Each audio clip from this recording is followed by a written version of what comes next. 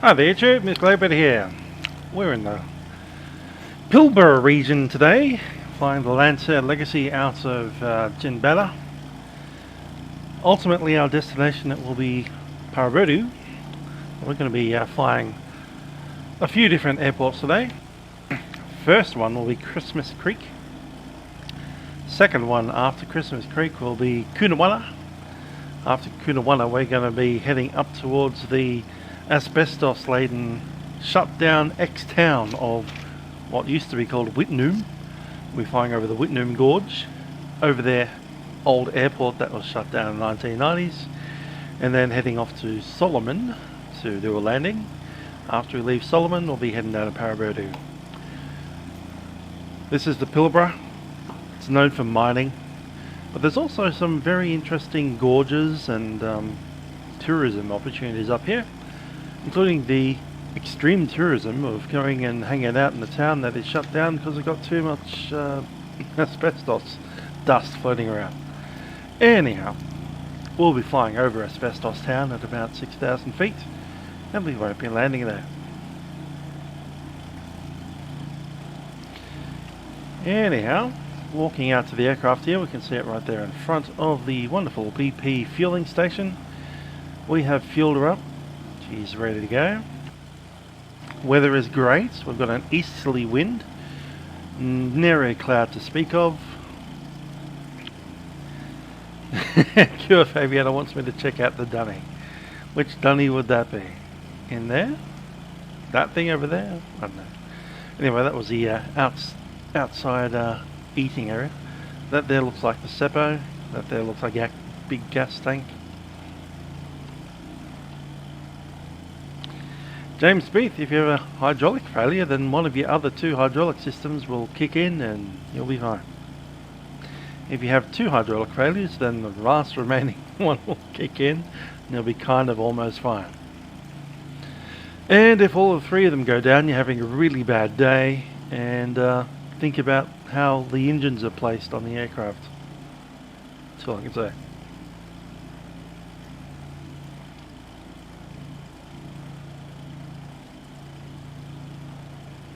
Yes, I remember slamming the old Eva MD-11 on the Bangkok's runway. That was fun. I remember the MD-11. That was a nice airplane to fly. Pity we can't in this sim. Gone are the days of the MD-11. Rest in peace, old friend. Let's jump on.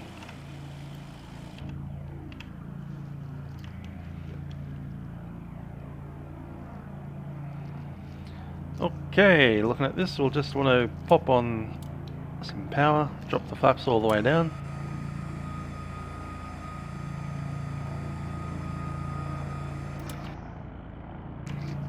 And we'll get out and have a look-see.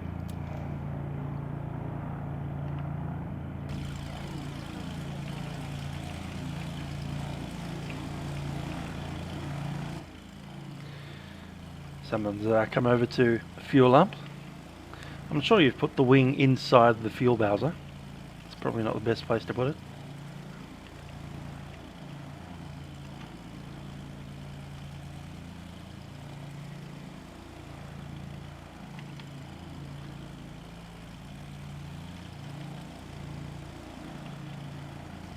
There's a pitot probe right there.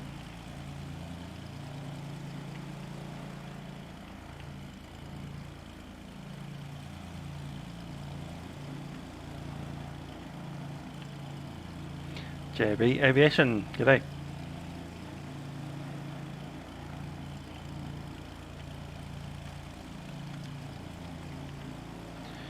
Under here we'd have a fuel drain. Just make sure that all the fuel is happy. It is. We know that. Up the top there on the wing we can see the actual fuel input. You can open that up and make sure there's actually fuel sloshing around in there. There's the air brake. Just make sure the flaps are okay. Owen's here, g'day.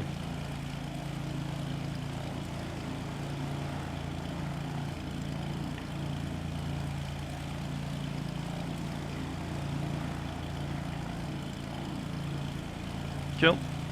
So I'm happy. A couple of clouds over in that kind of northwestern sector. Time to jump in. Put the lid down.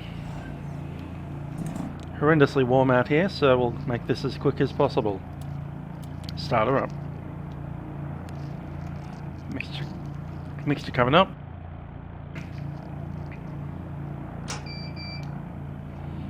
Self-test is completed. Let's go.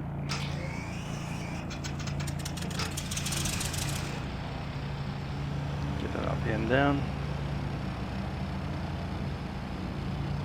Cool. Up's coming up. So CHK, I do believe our first airport is. Christmas Creek. Got 3 flight plans. The first one is Ginbata up to Christmas Creek, stopping at Christmas Creek and then heading down to Coondewanna, all in one flight plan. We will actually stop at Christmas Creek though. So we're going to fly at 4,500. The minimum safety altitude is 3,007 and 2009. I did plan this earlier, and then I had a power failure and I had to do it all over again. So hopefully I remember all these details and they're pretty much correct. Based on the wind of 120 at 14 knots at 4,500 in this sector, and it will drop off to 090 at 9 knots. Variation is 2 degrees east at this location and then 1 degree east at Church Creek. 10 miles, 10 miles, 5 miles, so that's 25 miles worth of journey. Let's go in here. Got a couple of messages to clear out. TOS system test OK. Cool, Christmas Creek. It's pretty much direct straight out. Here we'll go into nearest. There it is. 300 degrees. That's showing up there now. And we're runway 09er here at Ginbata.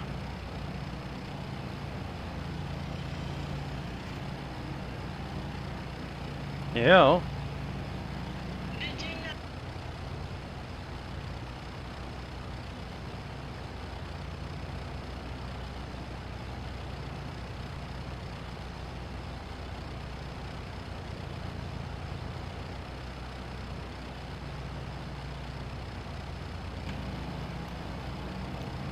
Yeah.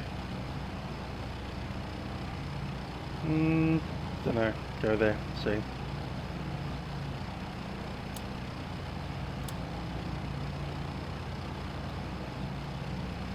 drop some flat.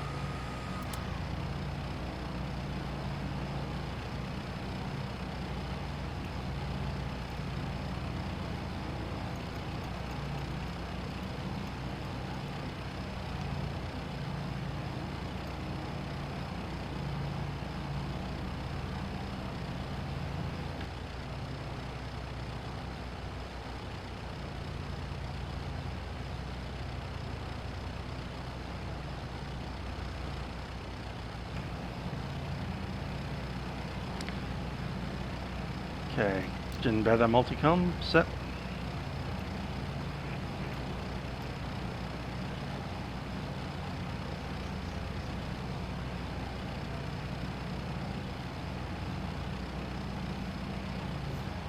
I don't know where Mooney 1 is, so he might join later on.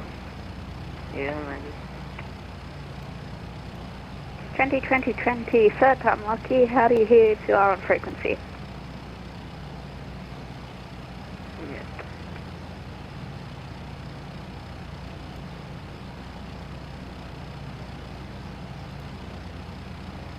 So Christmas Creek, CTAP. Same as this one. Cool.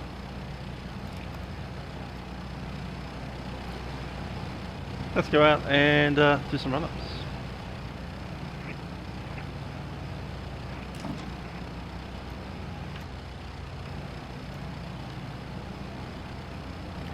Traffic, Ginbata's X-ray Tango Zulu is taxiing runway 09. We'll give you a call once entering on.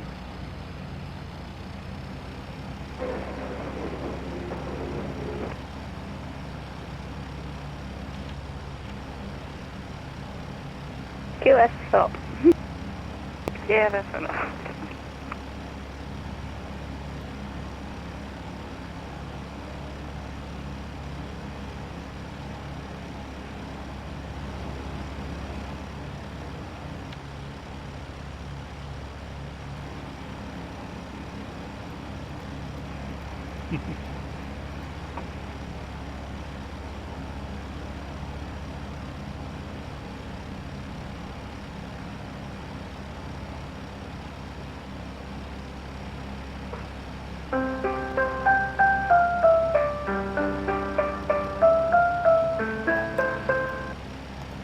Yeah, let's not have a copyright strike, that'd be great.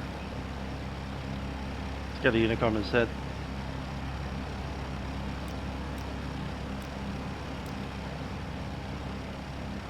Yeah, we're going to go up to 17, 18.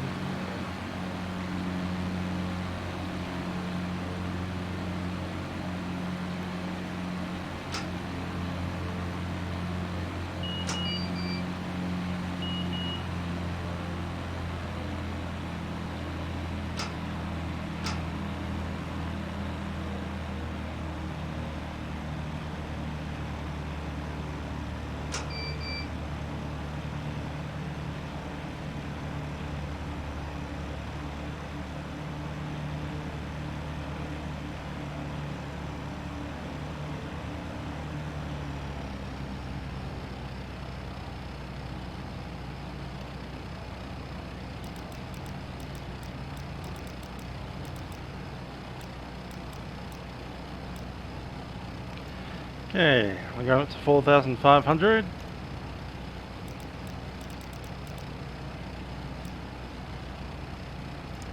Checking that.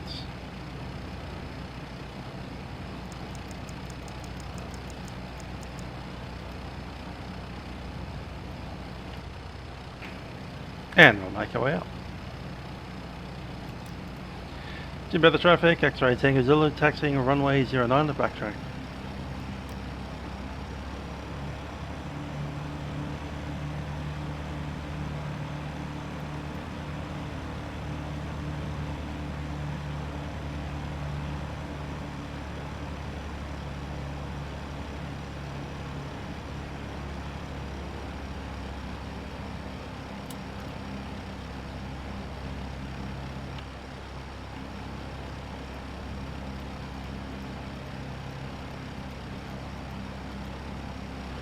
Indeed.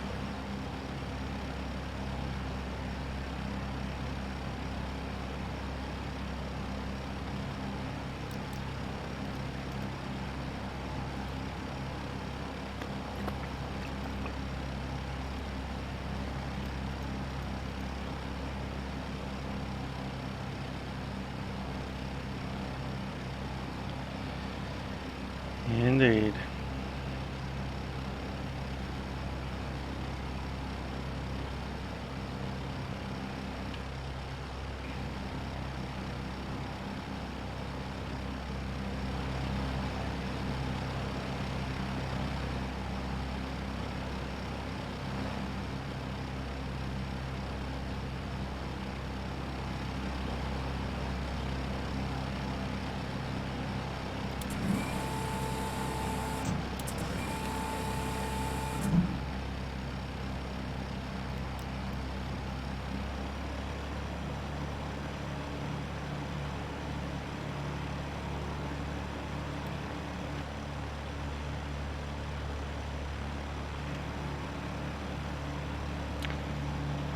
Okay, so coming out of Ginbata, we'll head on up the kind of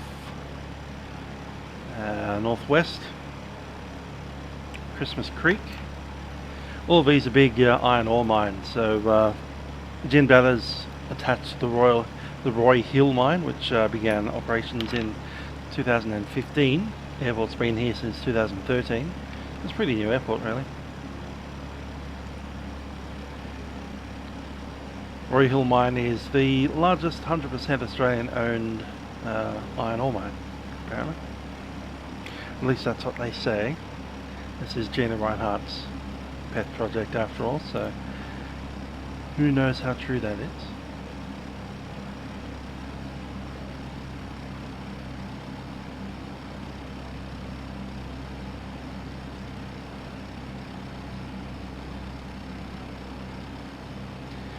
I do believe Christmas Creek is owned by BXP.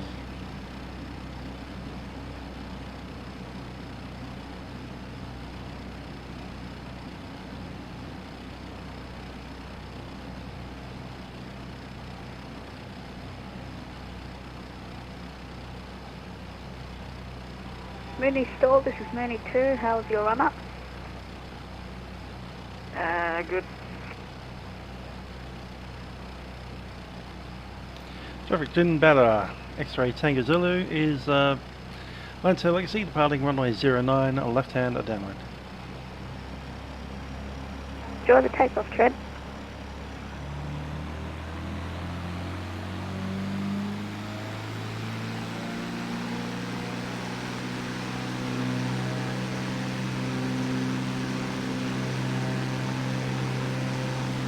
Looking good. 80 knots. There's Harley. Move up.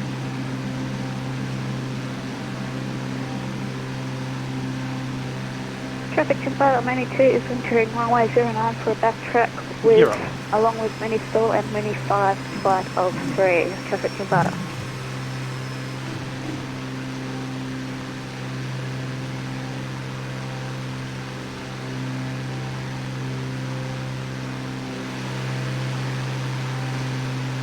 Traffic Ginbata, X-Ray Tango Zulu is turning crosswind.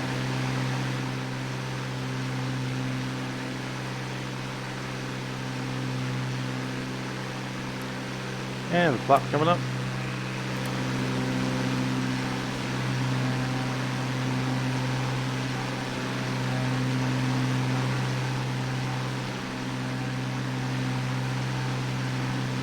Mooney 2 to Mooney flight, it'll be a flat 1 departure. Radio. Okay.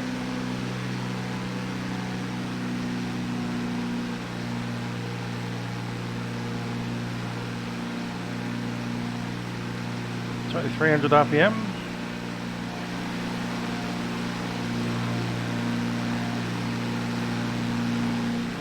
Time is 43. Mooney 2 to Mooney flight. Mooney 1 will be joining us shortly. He says he's going to catch up. You want to 43 do plus circuits 10 and let him join is in 53. and we'll go once he's on, or do you want us to follow Trent and let him catch up? Well, I think we'll do circuits and he can join. Copy.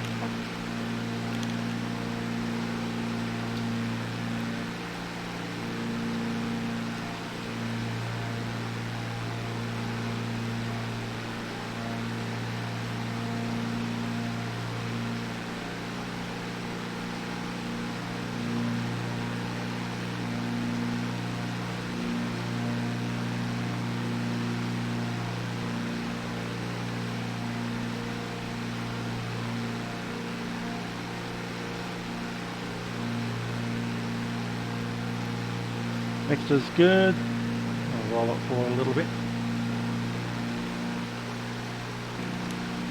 Trimming.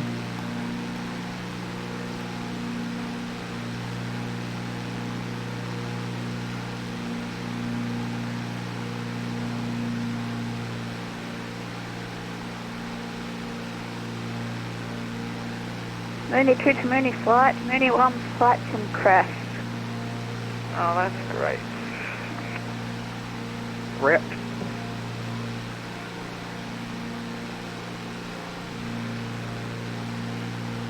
Okay, at 53 we should see a very large kind of tailing stump. Mini 2, we're on your left. What was the average speed that we had? 160. I made about 130 on the way up. Accelerate now. So are we going to still do the circuits idea, or are we going to leave him and he can catch up?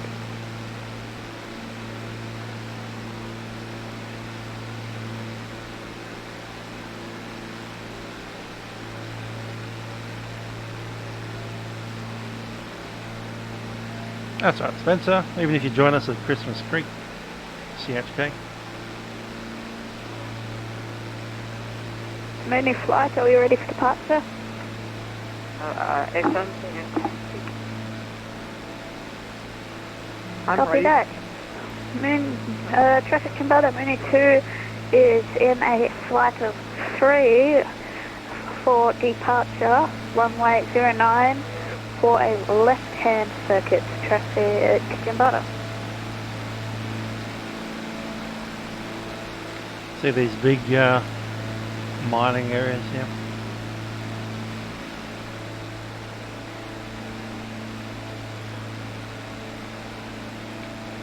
Stand up a little higher in the seats.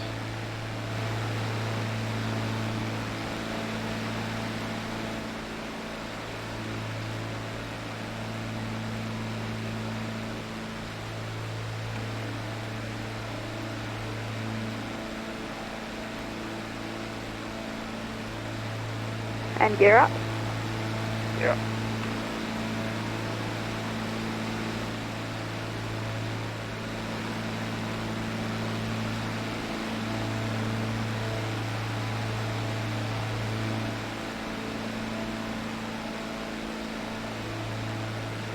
So I'm 51, 13 miles out. That was the tailing stump there.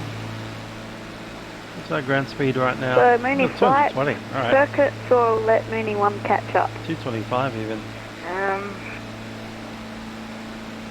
How long is the Mooney one gonna take?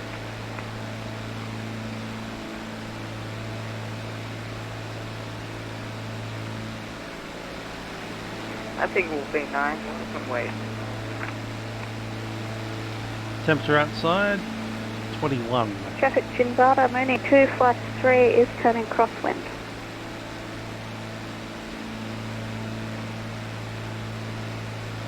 About there, I reckon. 230.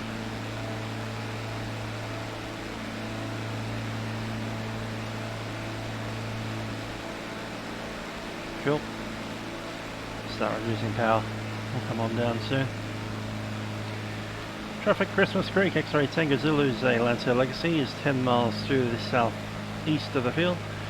4,500 on descent to runway 09, Christmas Creek. Traffic Ginbata Mooney 2, flight 3 is on downwind, touch and goes runway 09. Traffic Ginbata. So there's very distinctively like large circle things happening around there.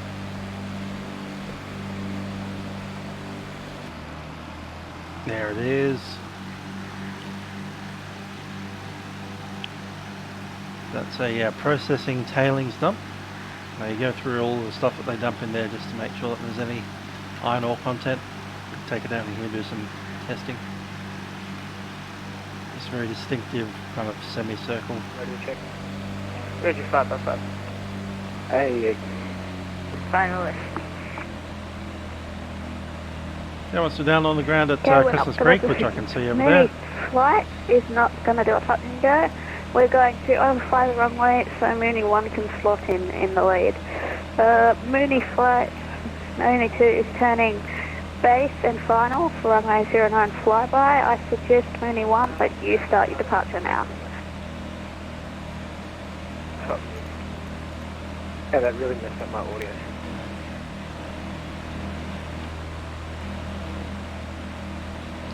Sure, Christmas Creek, X-Ray Tango Zulu's on the dead side of the field at 3,000 feet on descent to 1,500. Joining downwind runways 09. Christmas Creek. Let's pop some brakes out.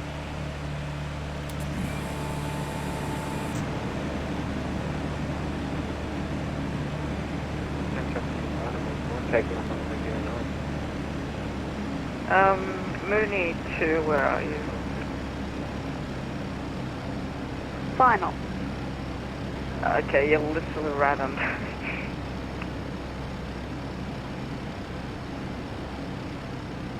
Mooney 1, this is Mooney 2, you are now the flight leader. How will you be the flight leader for this leg? I don't know where we're going. Well, Trent's already at the first leg, so I suggest you just go direct to Coondewanna.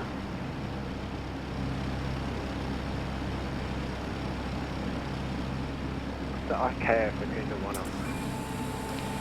Brakes are up. Ready to get coming down. Brakes are checked and released. Undercarriage is down, mixture fully rich, YPBO. proppers fully forward. Fuel is set to both and seats houses are secure. Yankee Charlie Whiskey Alpha. Chucking some flap. Got it.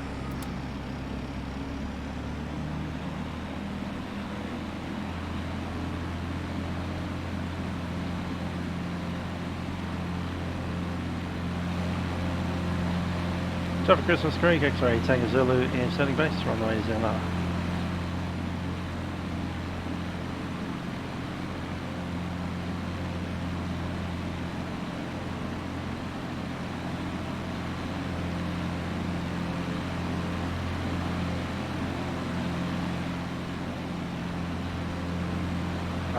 Pardon me. Damn, we're like up and down. Take the rest of that flap. Mooney 1, Mooney 2 is joining off your right wing. Okay. 500.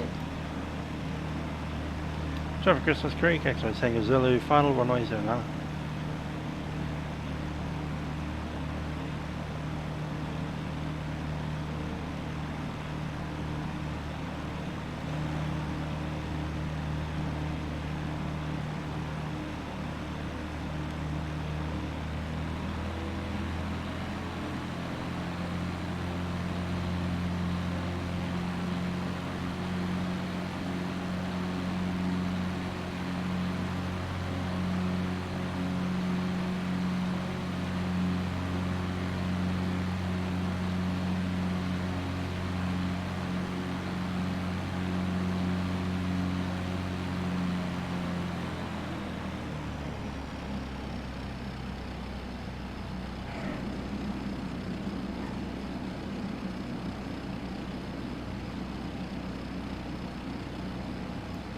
It's bumpy up here. Yeah.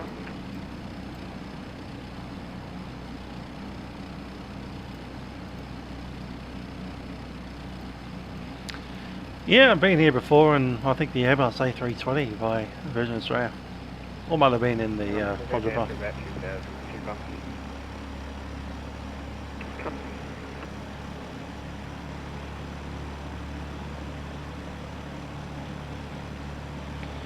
Yeah, we'll come into Christmas Creek. We'll just do a rehash of the flight plan since we planned at 210 knots and we're getting something like 230.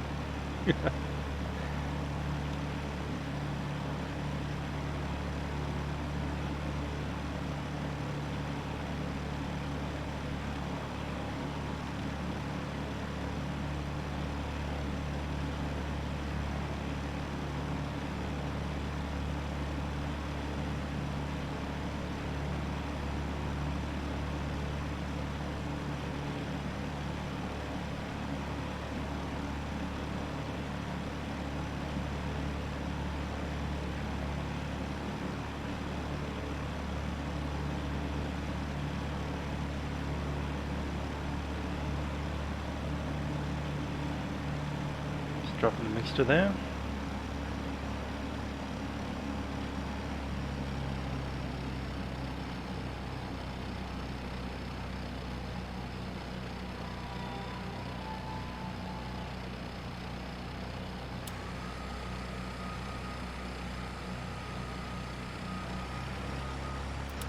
Now this airport here doesn't have any GA fuel, it's only got Jet A1.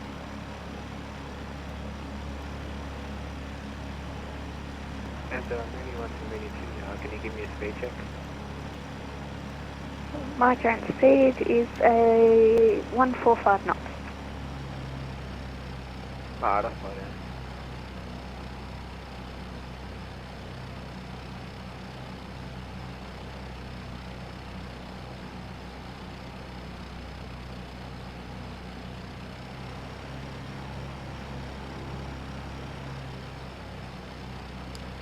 We'll come to a quick stop here. Parking brake is set.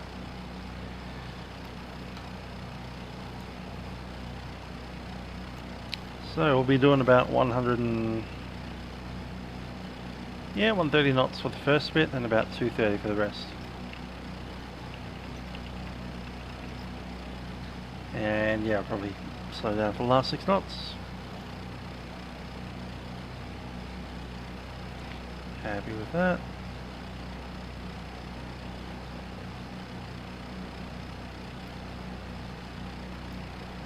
What's the time now? 56. But it's still so bumpy here. I'm probably going to see if I can get up to at least 10,000. Okay, after takeoff, we'll track a heading of, what's it? Magnetic warning 228.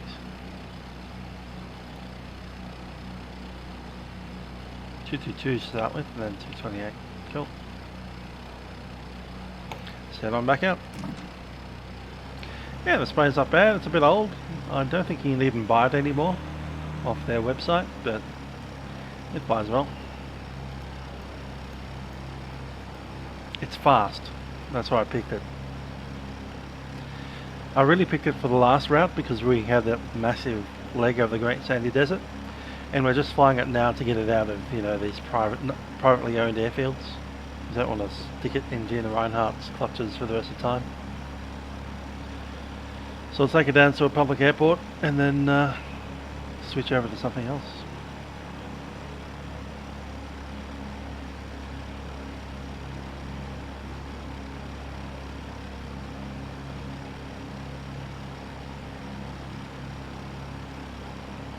Traffic Christmas Creek, X-Ray Tango Zulu is taxiing runway 09 to backtrack.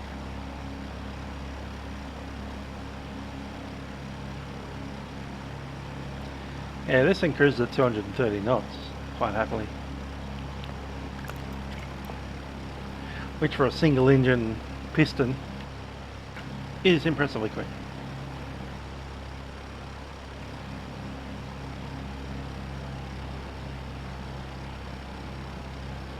Start of war.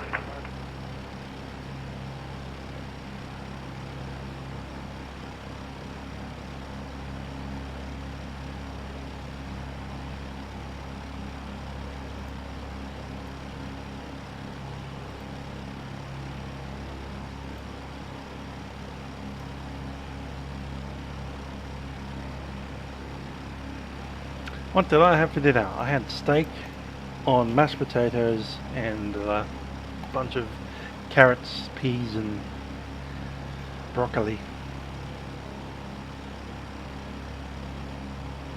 And those little heater steamer bags that you just stick over a pot of boiling water and then just let it boil away till you're done.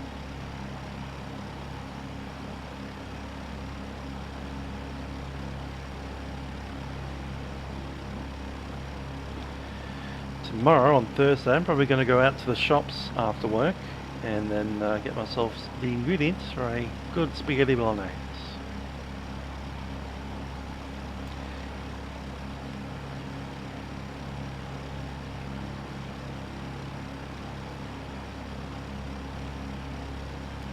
Should start pre-cooking some of those tonight. Mooney 2 to Mooney 1, what's the current heading?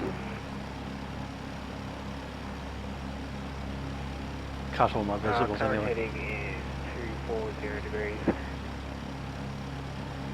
240, copy. But I'll be tracking to almost directly west with this pink line. Alright, we'll take flaps 10 for departure. We need our trim to be essentially neutral. Put it out there. Yeah, I tried to insert the pink line, but it didn't want to go with it. It just went straight on, and I had nav mode selected. Yeah, same. Same here.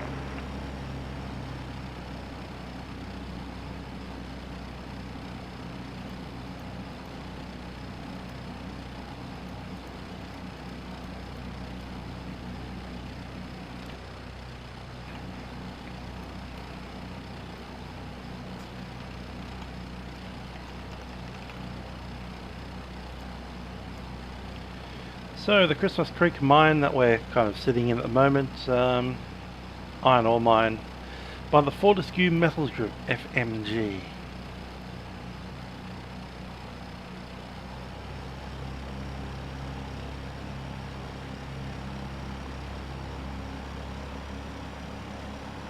Did it again.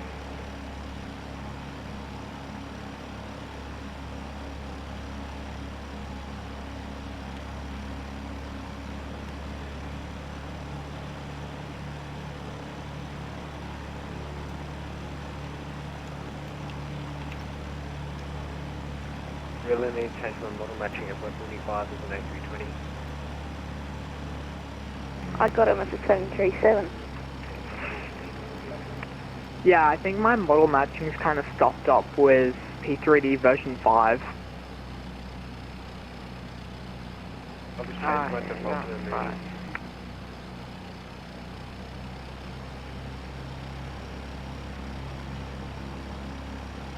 We're leveled up at 10,000 feet, 200 knots.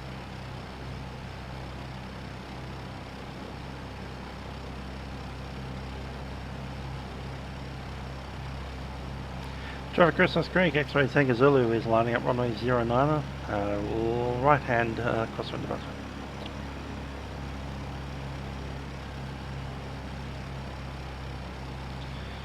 Fuel pumps in, let's roll.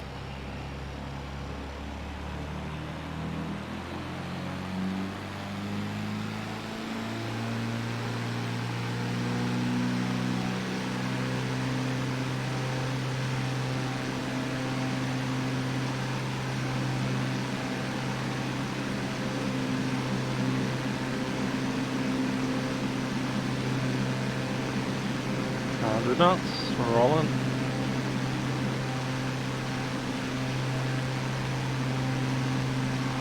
OZX, you're up.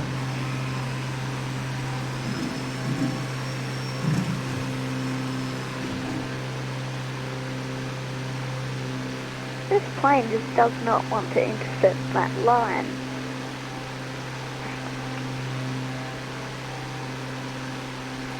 Laps up.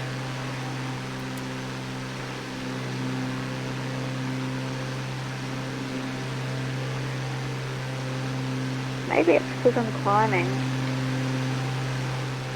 There's the line and we'll shoot on down. Following the road.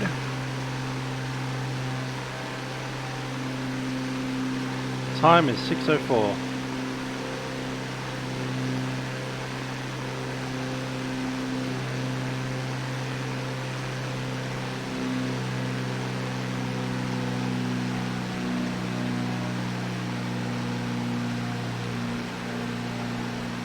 $2,300. As far as I want to go out that way.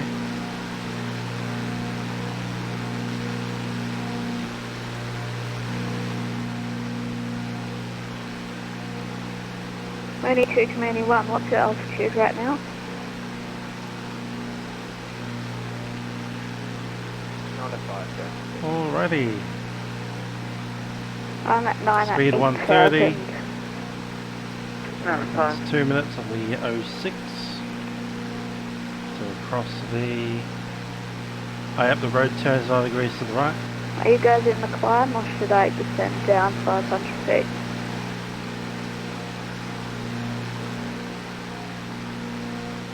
I think we're already past that, to be honest. We'll pull at 6:05. The next one will be the dry lake.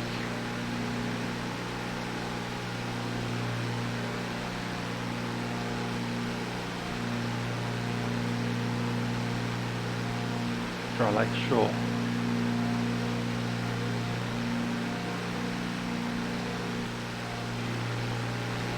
I believe that's Dry Lake. Just a couple of minutes from now.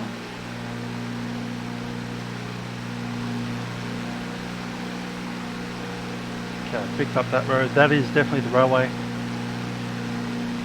Right there. So if I point in the direction of the railway, we'll end up shooting off in the correct direction to get to Coondewanna. So Coondewanna, On my AI Aborigine Day, come up with Don't know what it Virgin means. Australia. But it is the airport for what they call Mining Area C, the BHP Billiton That's mining Tim. group. Mining Area Charlie. Tim Burnett. Oh, Tim, right. We're heading And it looks like Mooney's 5. kind of close to the east and the west, so we're going to climb to 5,500.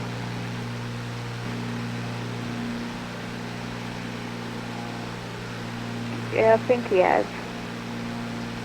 Alright,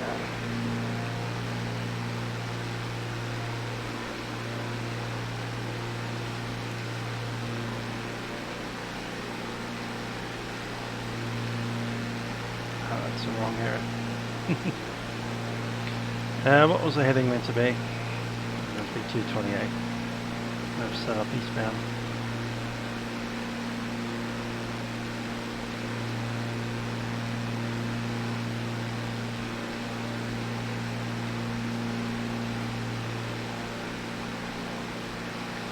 We want to be heading that way.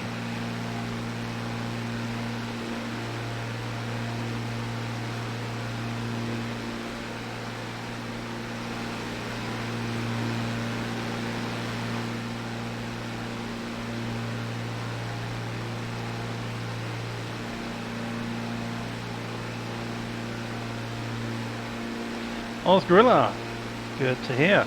It's a Fifo, I'm assuming. Certainly a lot of money to be had out here, if you know the right people.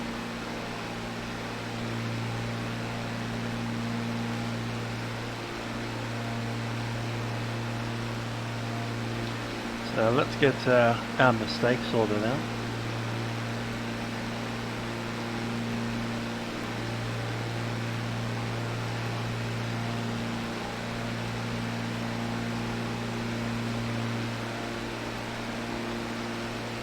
There we go.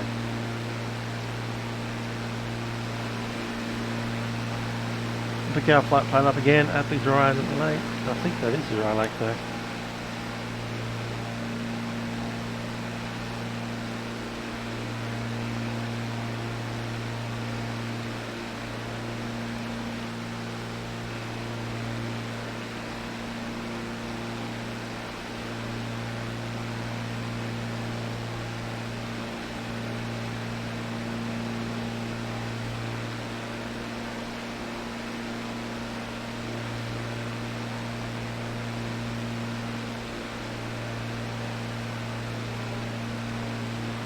Okay, that's roughly peak.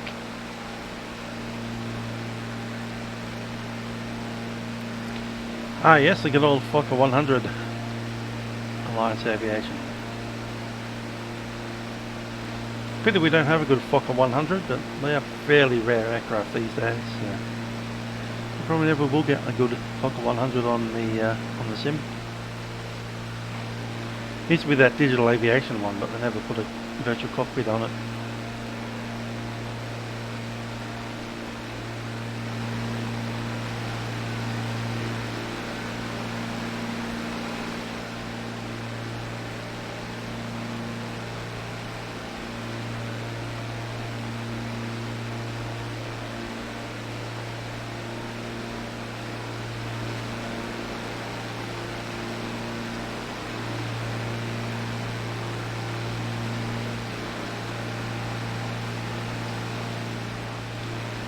Far out. Let's do the direct to Cooney.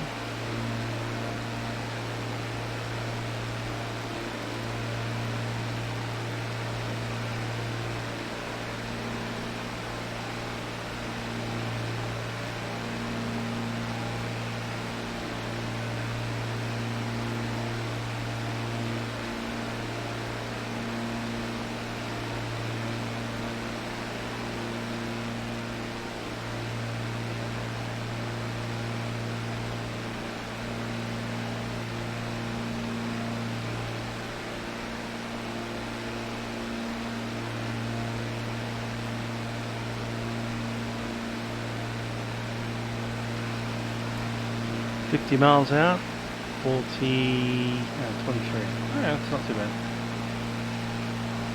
It's about 13, 12 or 13 minutes away at this kind of speed.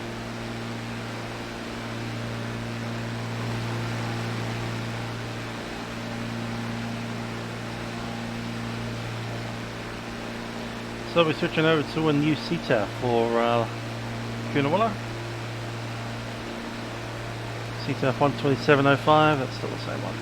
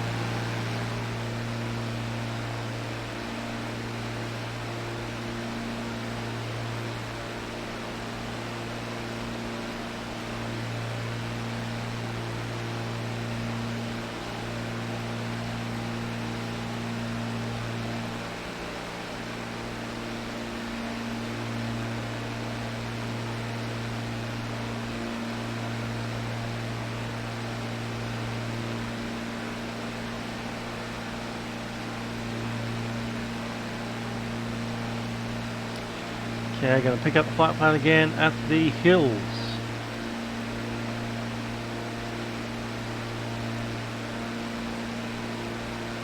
Should be at let's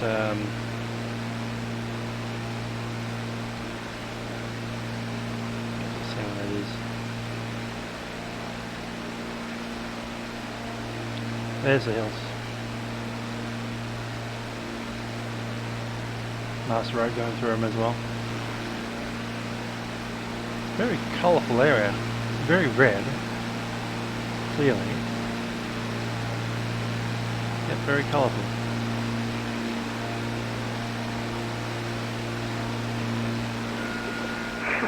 What do you think?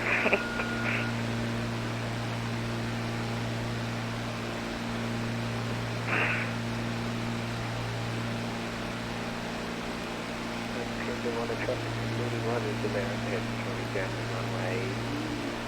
Good. Alright, JB Aviation, good to see ya.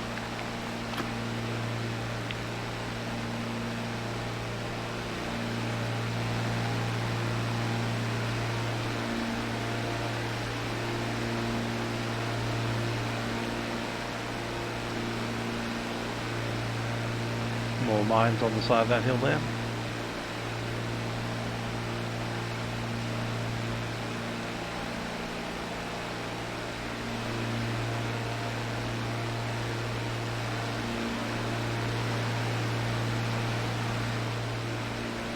Yeah, our speed is 241. My golly. Wish we had got that kind of speed coming over here over the sandy desert. But we weren't.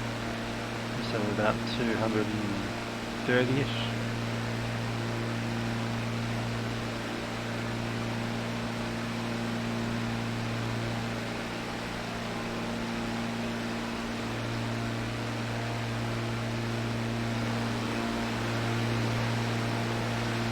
That's the first of the hills. Time is 15.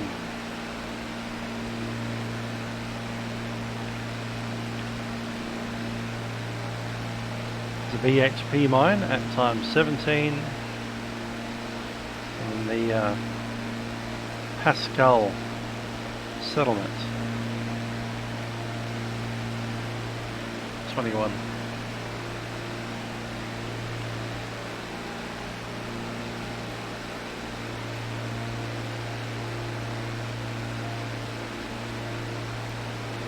So BHP mine at 17. Is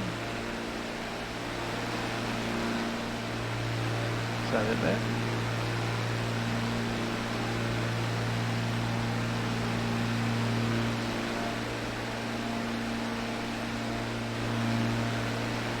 Nah, but we're there.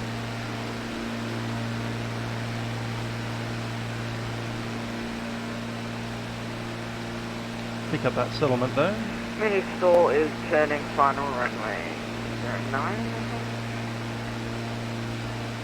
Pascal at 21. Cool. Pascal's in those hills, pretty sure.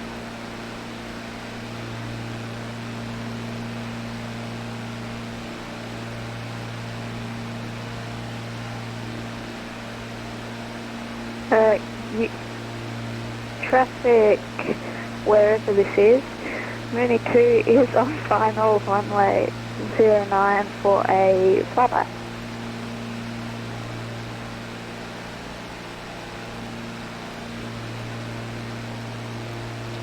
Coondewanna 08.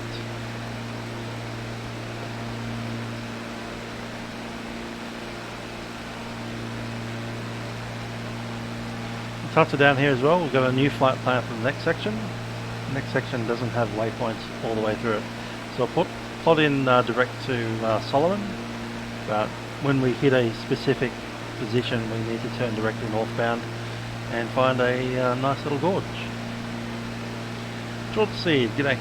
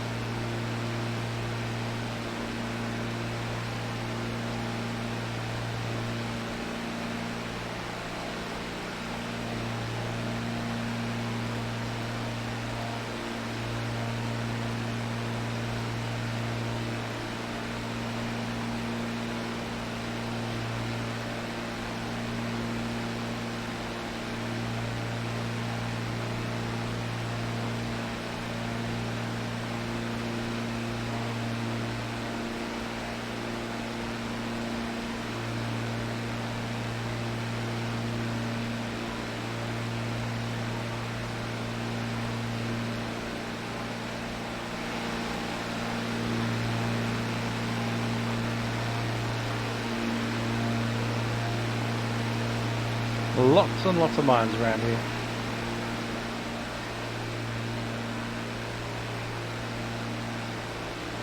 Traffic Coondewanna, Mooney 2 is on downwind runway 09 for a full stop landing, Mooney 2.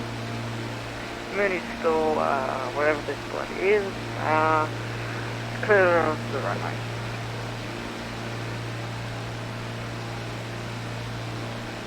And Coondewanna traffic Mooney 1 is on the A downwind for a fly past 08.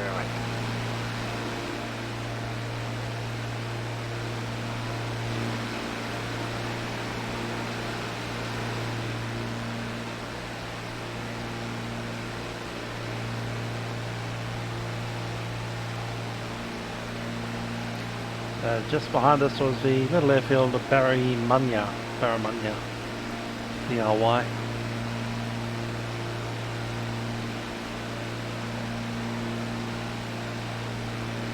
Traffic Coondewanna, Mooney 2 is turning base and final on 09 full stop landing. Traffic Coondewanna.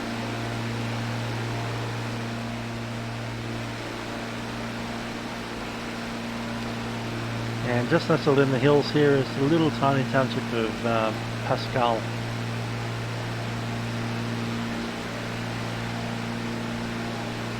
I should be seeing it or flying pretty much over the top of it in about 2 minutes. There it is, right there. Got it. Brilliant.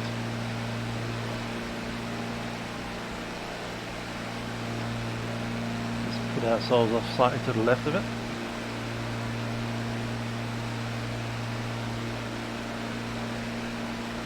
Make our inbound call. Coondewanna traffic, X-ray Tango Zulu is a Lancair Legacy, is 10 miles to the north of Coondewanna. Estimate circuit time 23 runway 08. Coondewanna traffic.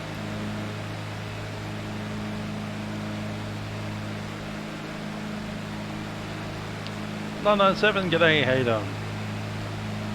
That is a little township of Pascal, miners' village essentially.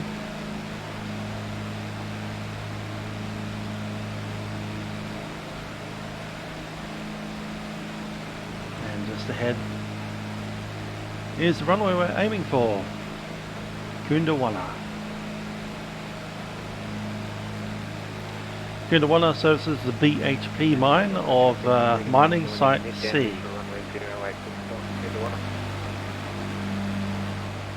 Traffic Coondewanna, Mooney 2 is vacated of all runways. Traffic Coondewanna.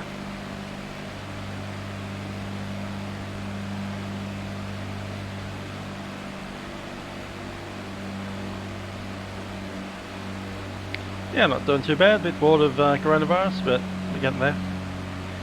You know what will be really weird is going back to work in the office on a train. I've kept my normal, my leaving the house alarm, and I've been using that to, that's my first initial wake up call nowadays. So I'm not even getting up until I'd normally get out of the house. In fact, I'm even snoozing through that these days. Oh, 31, turning back to runway 08.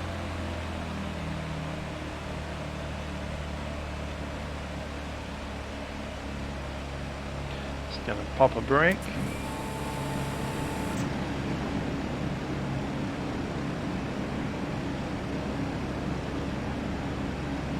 Coondewanna traffic, X-ray Tango Zulu is turning downwind runway 08. Coondewanna traffic 31 has just final and will be shortly touching down runway 08.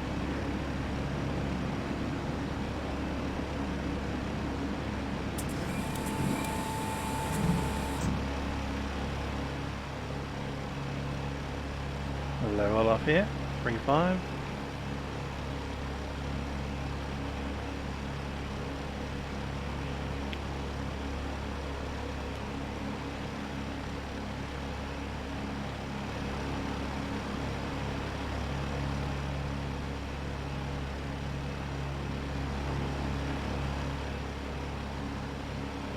Gear come down. I'll take one stage of flaps. Mixture fully rich, prop is fully forward. Brakes released, undercarriage is down, mixture fully rich, prop is fully forward. Fuel pump is on. Seats and harnesses are secure.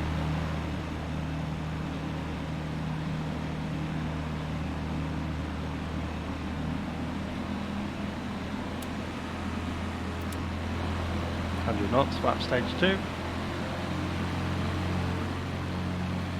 Coondewanna traffic, X-ray Tango Zulu, turning base runway 08.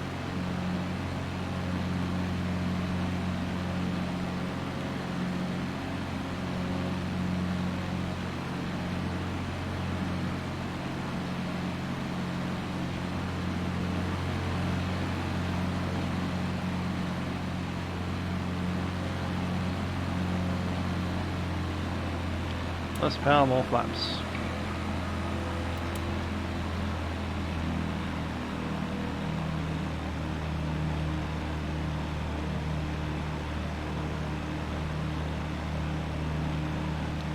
Coondewanna traffic, X-ray Tango Zulu, turning final, runway 08. 500.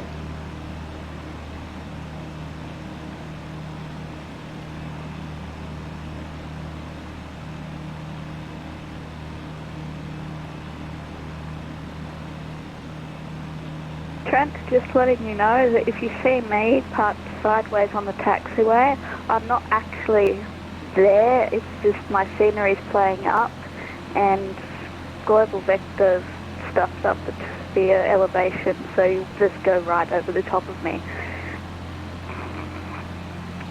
Funny.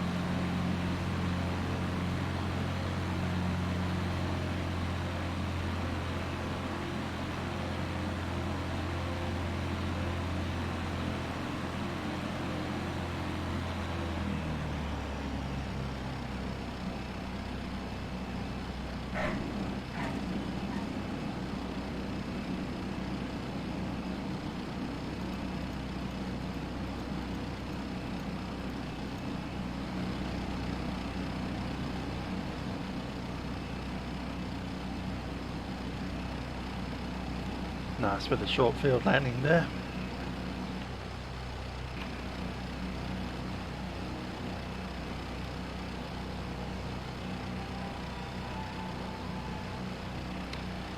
A Virgin Australia 7.3.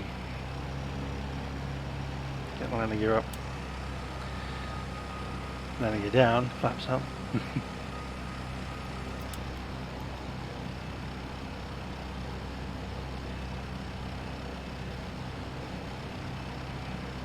There's a fuel buzzer over there, we don't need it. We'll just pop over into the part of the field that doesn't have any traffic on it.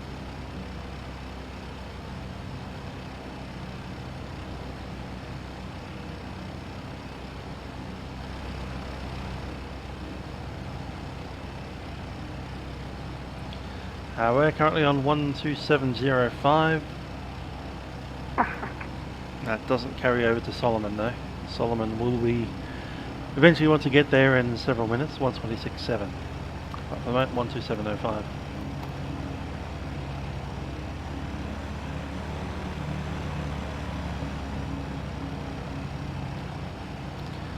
Okay, a couple things shut down. Landing lights, strobes are off.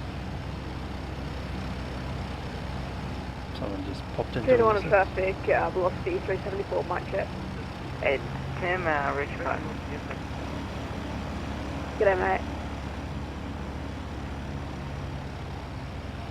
Come to a stop here. Beautiful parking brake is set. Just going to set up the engine to idle. Yeah, that's happy. Lean it out a bit.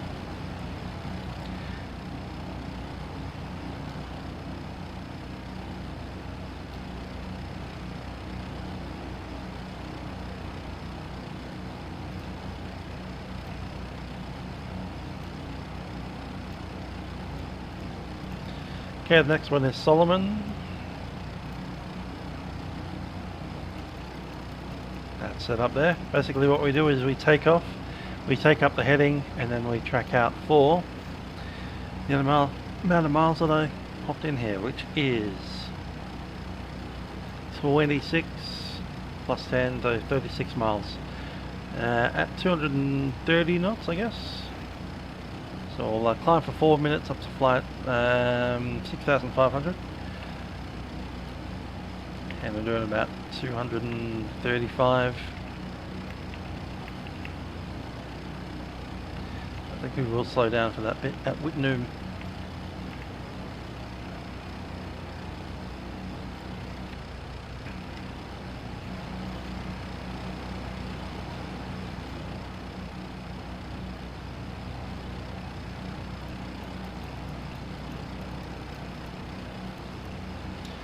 So basically what I'm doing here is we're going to fly out to about here, and we track almost directly northbound into a little township called Whitnoom. Whitnoom used to be the largest town in the Pilbara, with about something like 3,000 people living there. And then in kind of the late 1960s, early 1970s, actually let's go back before that. In the 1938, there was a well-known prospector, the father of Gina Reinhardt in fact, Lang Hancock. And Lang Hancock came over and bought a pastoral lease, or his father did, and he inherited it from him. And with that pastoral lease, he decided to start mining it for stuff. Unfortunately, the Western Australian government did not allow mining of this area at the time. They had rules in place about basically you couldn't mine a land claim that had already been mapped out by the government. So he went off and discovered a new mining source of stuff. Anyhow, one of those things was a asbestos deposit up in a little gorge called Whitnoom. So they built an entire town there in the 1930s and 40s, imported a whole bunch of workers, they made a whole bunch of asbestos that was used in World War II, then on in through the 50s and into the 60s, and about 1968 all the cases of asbestositis started showing up. So they shut down the mine in 68, and the township kind of got a lot smaller at that point. Instead of 3,000 people, it dwindled to about 300. And unfortunately, because of the way that they were mining it, a lot of the so-called tailings, leftover asbestos, was removed from the mine and just dumped. And the town was essentially a massive dust haven of asbestos dust. And the whole of the township got sick, got cancer, a lot of them died. And the Western Australian government didn't entirely shut down the town for 20 years. In the late 1990s, they decided that no new people could move into Wittenoom.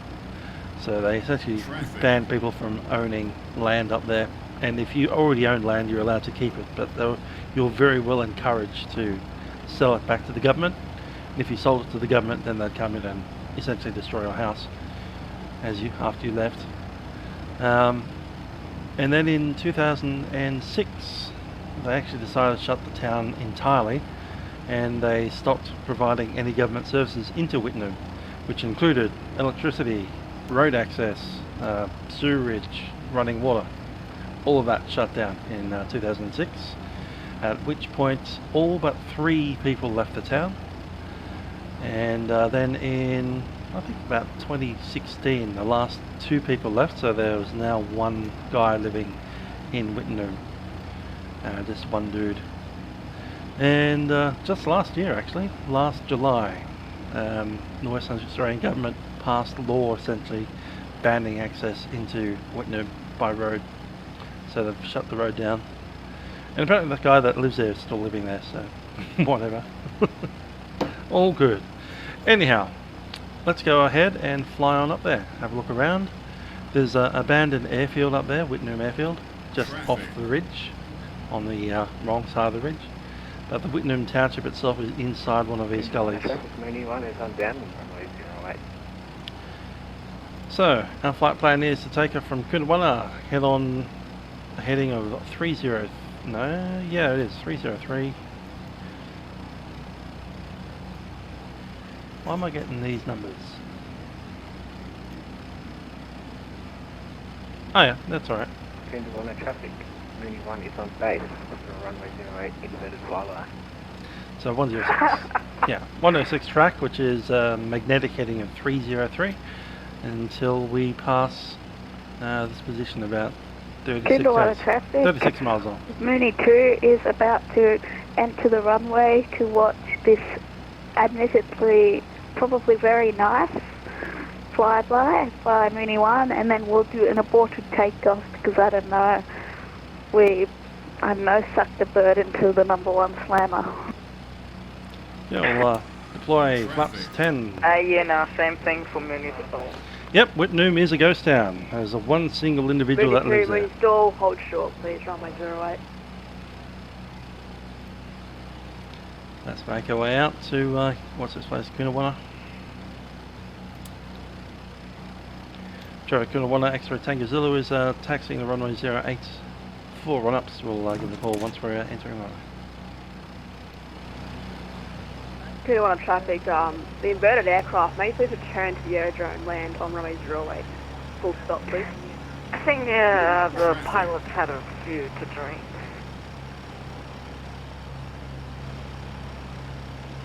Mike November Yankee 1, please return to the airstrip, runway 08. 267 will be the next. Traffic Coondewanna, Mooney 2 is backtracking to runway 08 for a practice aborted takeoff. So is Mooney stall. Mooney stall, please hold short runway 08. Do not take off because the other one has departed 20 seconds. It's a bit late now. Alright then, line up and wait runway 08, please. Sorry, mate. Can I ask why you're being tower on an uncontrolled airfield? Because you're performing legal operations and I'd like to be,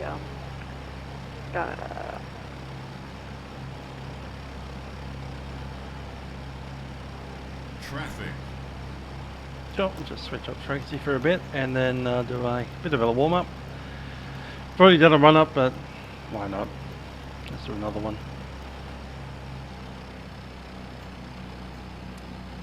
Brakes are set.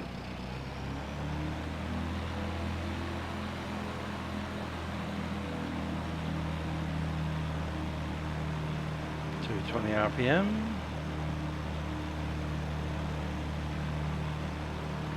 Close enough. Drop one side.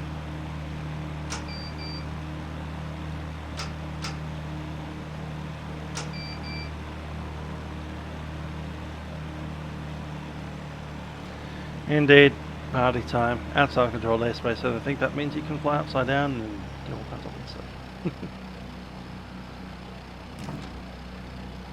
Yeah, I'll switch back in. Really too, clear takeoff on motorway. I'm not taking off, I'm doing a boarded takeoff. Clear the option. There's an aircraft on the holding shore. You will not be able to. You must take off.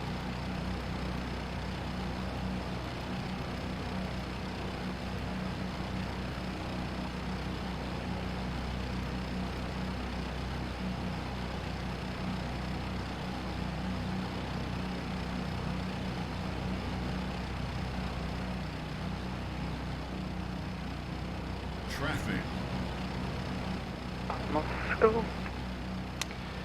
Coondewanna traffic, extra Tango Zulu is entering runway 08. And backtrack.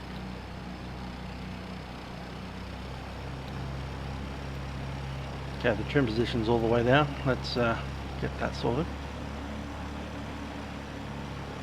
Traffic.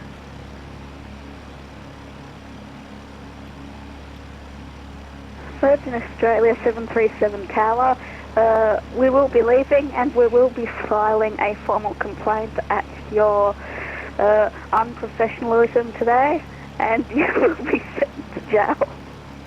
Who knows, the airline might not even be around. Excuse me, the call sign is Velocity 374 and negative. You are performing illegal operations at the airstrip. You will be getting a report. Thanks very much. Otherwise, I'll call my... Dot wallop.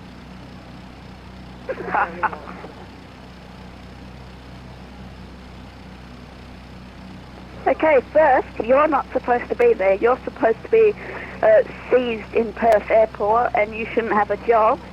And 10th, you're not a professional air traffic controller right now. You are just some GA pilot who's spending all of his money going around Australia. Pretty much, yeah. Money, money, money.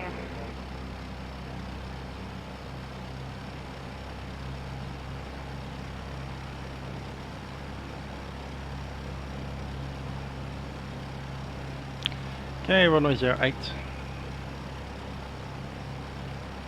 Coondewanna traffic, X-ray Tango Zulu is lining up runway 08.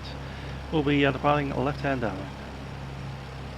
And keep aware of all the drunk.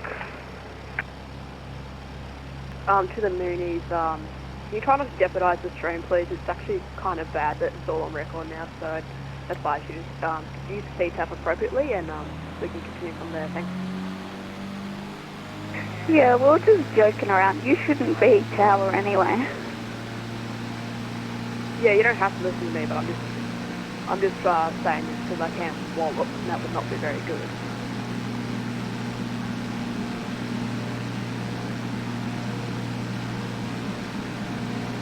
Oh, bring it.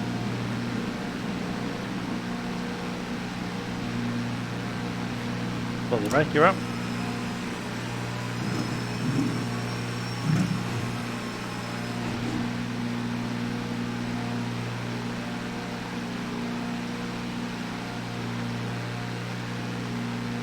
And flaps. Love how this thing gets airborne about 90 to 100 knots. It's pretty intense for a small two-seater.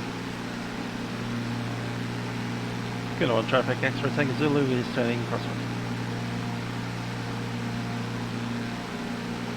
Okay, time is 41, but we won't actually log that yet because we do need to turn all the way through the downwind.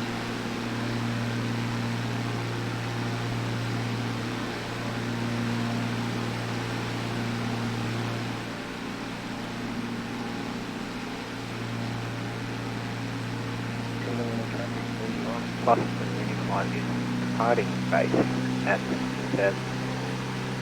Good news. 21.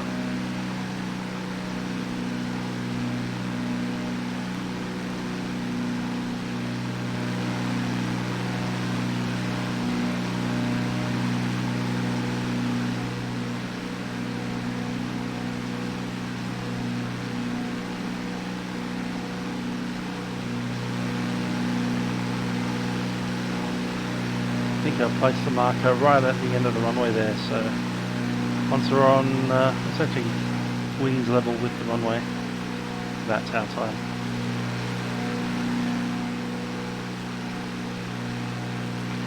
And climbing up at 160 knots, so level off a little bit, accelerate a little bit.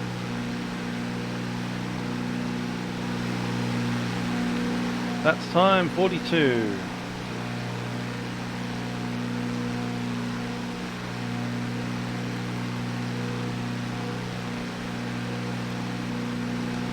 And heading set 304.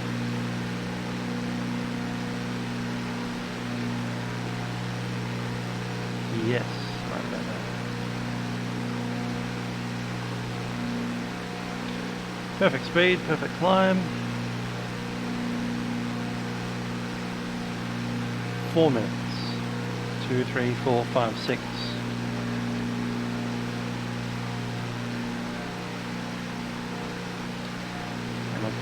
Keep the climb heading up to 6,005.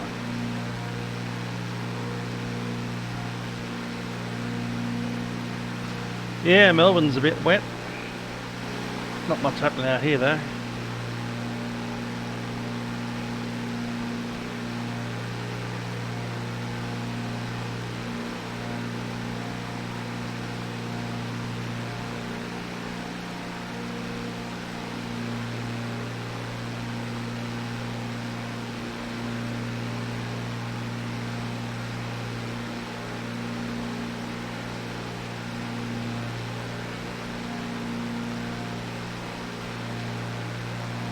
For 2 minutes.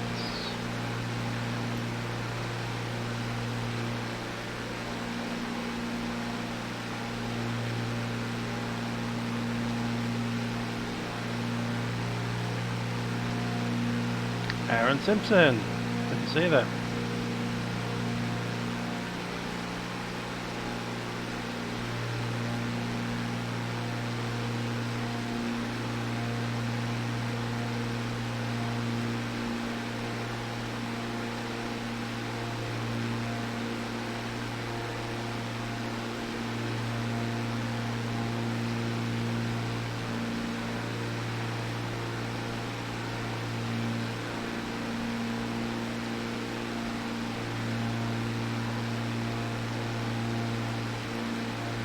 Heading's got me out somehow.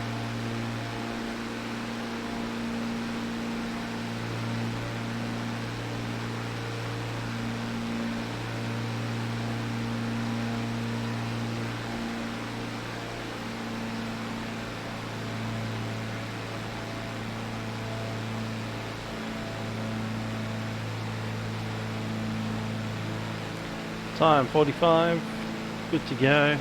There's the road that we're looking for. Spotted and seen. Next up, we can accelerate to 210.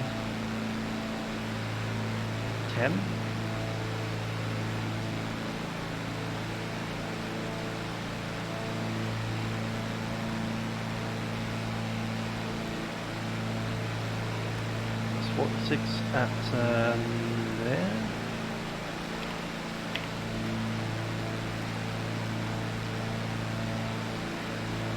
49. We should have another road coming through this little gorge here.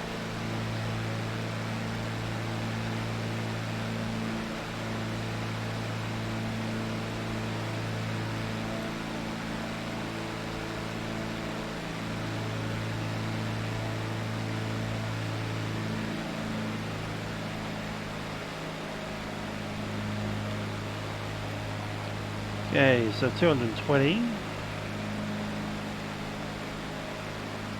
Hello. 235. Alright, we can do that.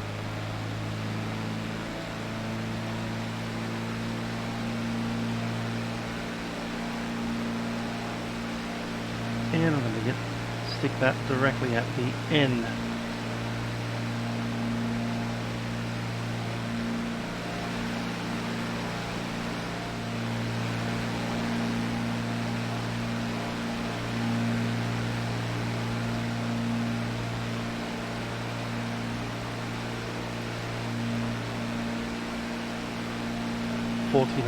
Cool.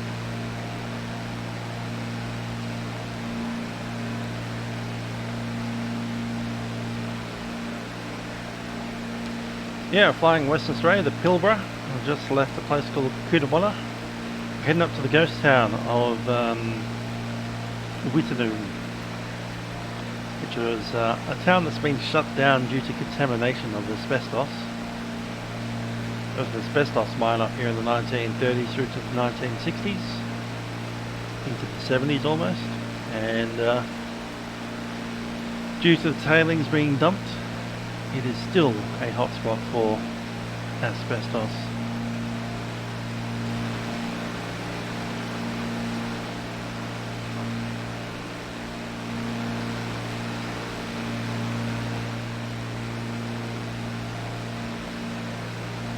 Roughly another minute, and then we'll turn northbound.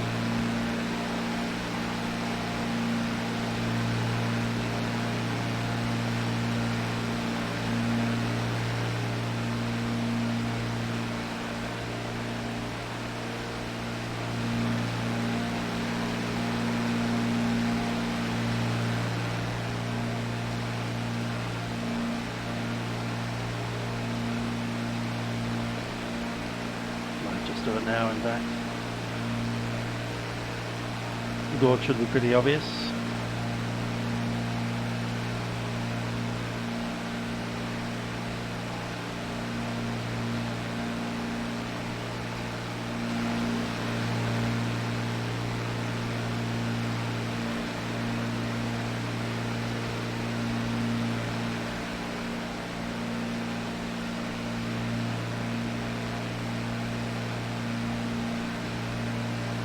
Yeah, it's got a lot of horsepower and it's got a very slick kind of fuselage. You'll even see if you pull back the power to nothing, it'll keep on cruising.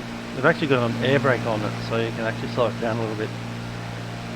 Because if you didn't have the air brake, the only way to get from 6,000 feet down to nothing would be to go to idle power and just wait for it to slow down at about 200 feet a minute.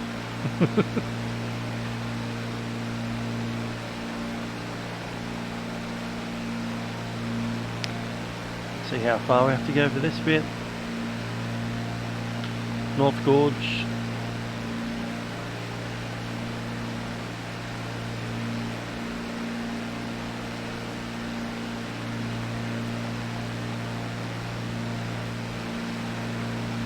I think we're in the wrong spot. That's alright, we can find Whitmoon.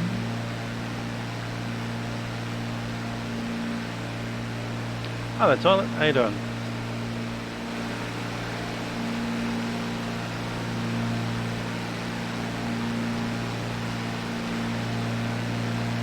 That's the second road I was meant to be following. And there's a crossroad there. Alright, cool. I'm going to head that direction because I think I was one step too early in my flight plan.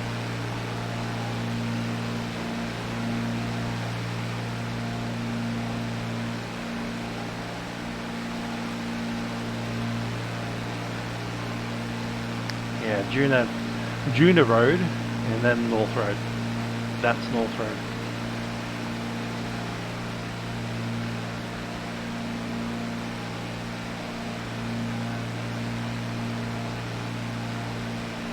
Go back to the line.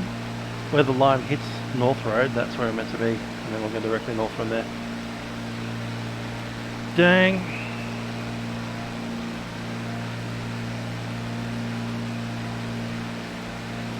This thing burns 10 gallon of fuel per hour in our current settings, which are flat out.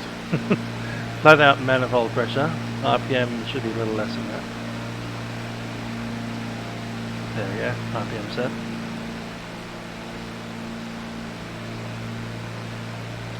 And I'll lean it out. It's pretty close to the max anyway. Give it about there.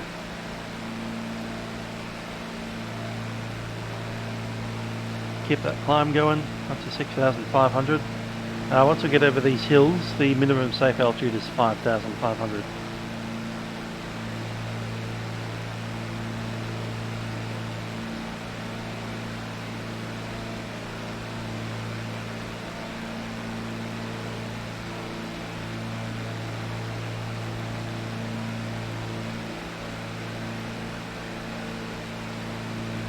Yeah, 10 gallons an hour, roughly. It's probably a little more than it actually is burning, but you know, playing on the cautious side.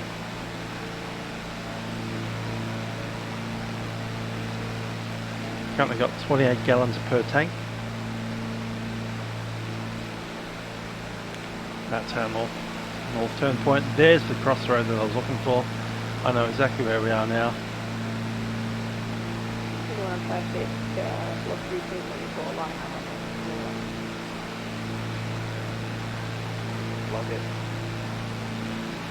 There's the crossroad. You can see the actual road coming through and there's a little bit of a dirt track comes off it.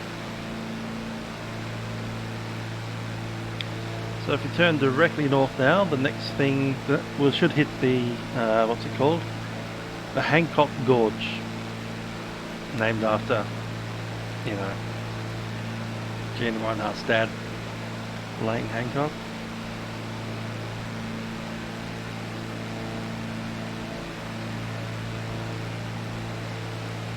Yep, that's X-ray Tanker Zulu.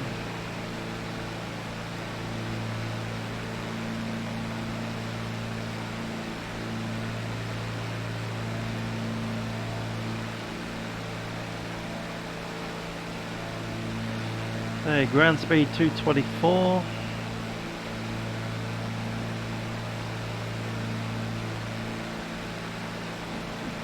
Gorge, Whitnoon. So north to the gorge should be about 3 minutes.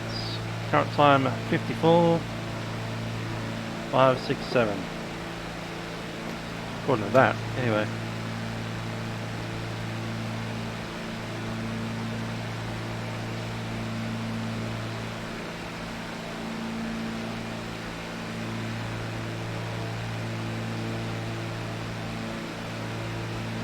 Yep, 38 litre an hour for 200-ish knots airspeed.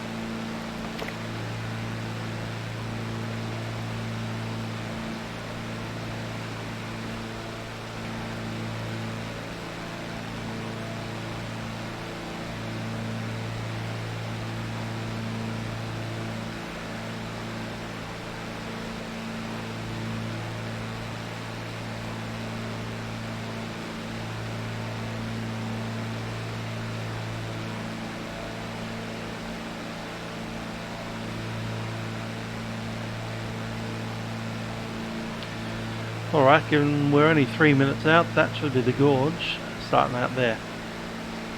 In fact, that's probably Whitnoon up here. So I'm going to show you some footage of these gorges. There's quite a lot of gorges along this part of the Pilbara. What do they call this place? Something or other National Park. Let's take a look.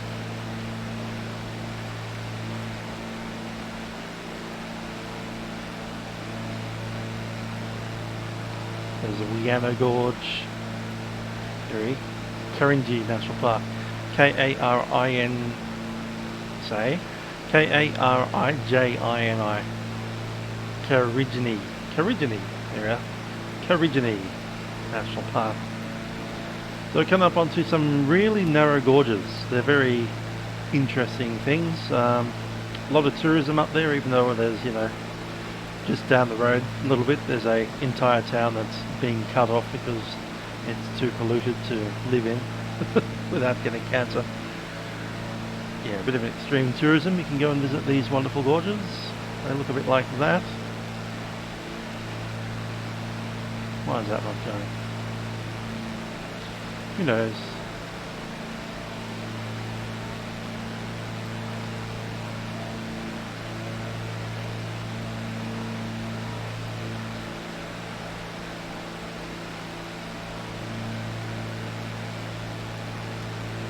I like it.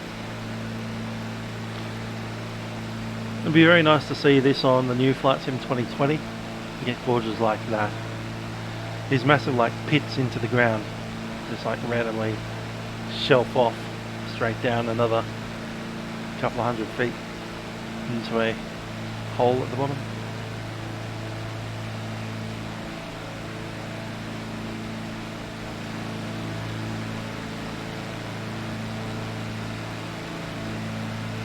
I've found the one we're going to.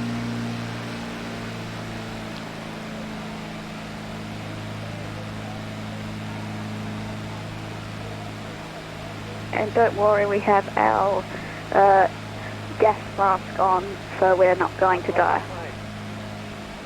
And mini school is on final. I think I'm starting to.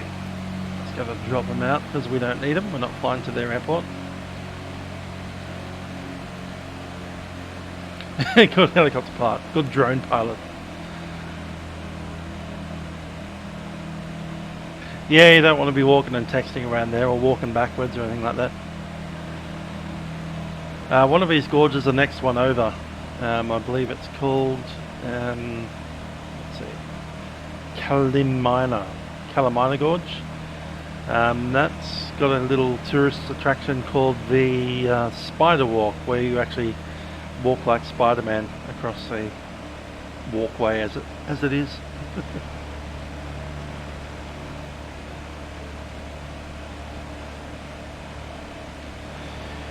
And deep underground in these gorges is a naturally occurring rock called blue asbestos. Terrain ahead. Terrain ahead. Terrain ahead.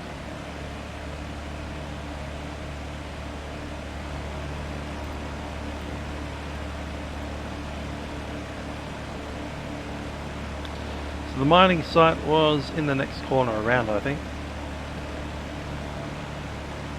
There's a river coming down here. Terrain ahead. Terrain ahead. There's the road. So I've got the road between the town site and Terrain the ahead. mine Terrain site. ahead. So we're flying over an Terrain area, ahead. over this road here that you're not allowed Terrain to drive ahead. on, according to the West Australian government. If we were in a four-wheel drive right on that road, we would be in a closed road. Now they don't send police out here to stop you, but you know, there's signs up there that say you're not allowed to go past. They put the signs right in the middle of the road. They haven't repaired some broken bridges that have become destroyed in the meantime because of flooding. But some people do still head on down here and make their way up into the contaminated part of the world.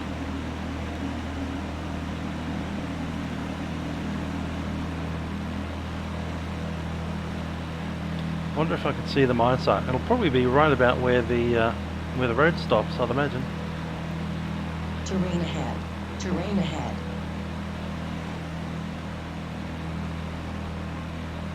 Terrain ahead. Terrain ahead. Pull up. Terrain ahead. So the most Pull up. Terrain I'll ahead. just Pull up. cancel these Terrain alerts. ahead. Pull up. Terrain ahead. Pull up. Terrain ahead. Pull up. I was about to see down there. Terrain ahead. That Pull road's up. still heading up north. Terrain ahead. Pull up. Terrain ahead. Pull up. But back in the day, Terrain they ahead. said that the Pull dust up. was so thick that it was Terrain ahead. you couldn't Pull walk up. anywhere in this town Terrain ahead. without getting Pull up. Terrain the dust ahead. of the Pull up. Terrain ahead. asbestos Pull dust up. everywhere. Terrain ahead. Pull up. As I said, there's still Terrain one ahead. dude that Pull lives up. in the town. Terrain ahead. Pull up. I believe his name was Terrain Mario or ahead. something. Pull up. Terrain ahead. Pull up. Terrain ahead. Pull up. Terrain ahead. Pull up. Terrain ahead. Pull up. He lives in this Terrain part of the ahead. town, Pull up. which Terrain is ahead. really Pull up. probably far too Terrain close ahead. to the mine site Pull for up. any Terrain ahead. any Pull good. up. Mining site being up there Terrain somewhere. ahead. Pull up. Terrain ahead. Pull up. Terrain ahead. Pull up. Terrain ahead. Pull up. Terrain ahead. Pull up. Terrain ahead. Pull up. So there used to be a large pub at Whitnoom, Halliday's Inn, something like that, and another one called Terrain ahead. Fitzroy Inn. Terrain ahead. Both of them have been destroyed now, Terrain ahead. Terrain ahead. potentially demolished. So yeah, there's the biggest part of Whitnum. Right there, that's the mostly demolished now town.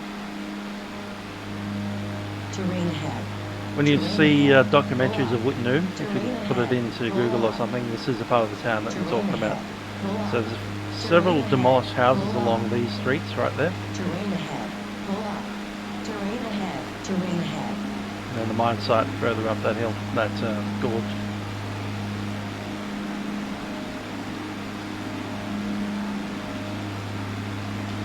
So yeah, 3,000 people used to live in Whitnum. Dwindled down to about 300 in the 1980s, and then one left. One left. Let's head back up the gorge into the other part of town, which is still forms part of a ranch. This is Terrain a ahead. cattle property. Pull up. Terrain ahead. Pull up. That's called the Mulga Downs Terrain Station. ahead. Terrain ahead. Mirror Dog, hello.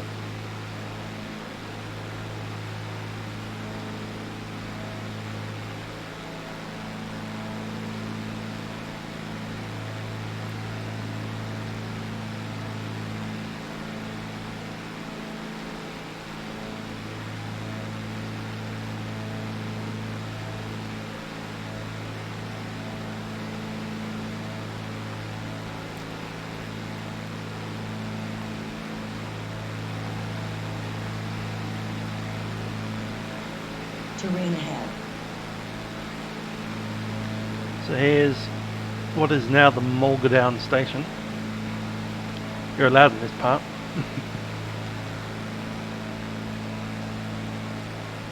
Whittermoon traffic velocity 734 descending to 5,000. Reports you got me. Terrain ahead.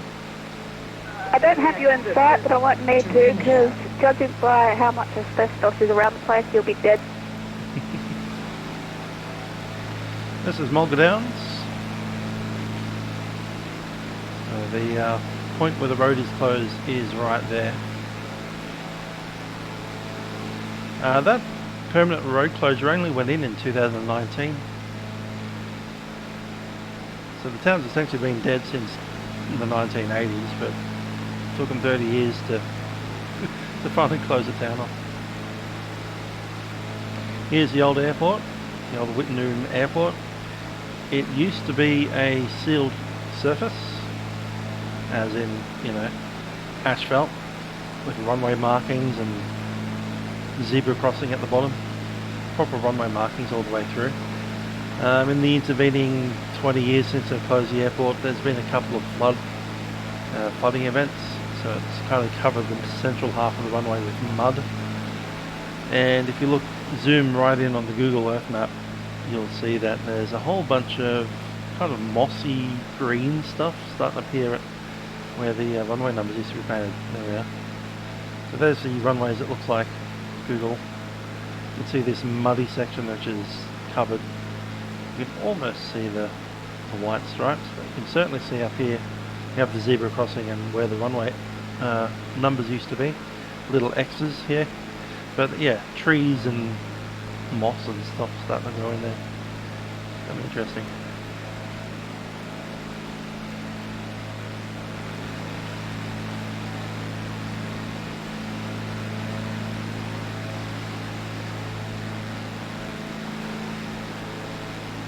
Mirror Dog, cool. Doing some photo real scenery. That said, when we get the new simulator in about 12 months time, I think all of it will be essentially photo real scenery. And that will be quite interesting to see.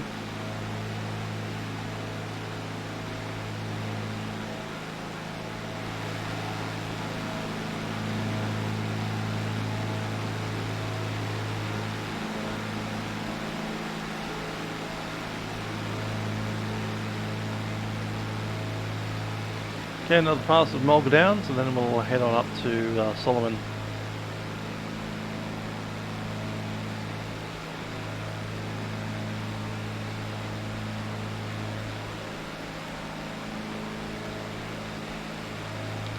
So this is the Nanutara Road. There's a couple of Aborigine towns along the route. And if you're thinking, Aborigine towns right next to this town that's been closed because it's too polluted to exist, how are the Aborigines doing? Well, you see, here's the embarrassing thing about the Australian government, especially the Western Australian government. Up until the 1990s, they didn't care about the Aborigines, and they essentially didn't bother logging how many Aborigines were working in the mine, never mind how many got sick. How many did get sick from either working in the mine or just living near it? Who knows? We don't even know how many were there. So, probably lots. Probably lots. But we will probably never know.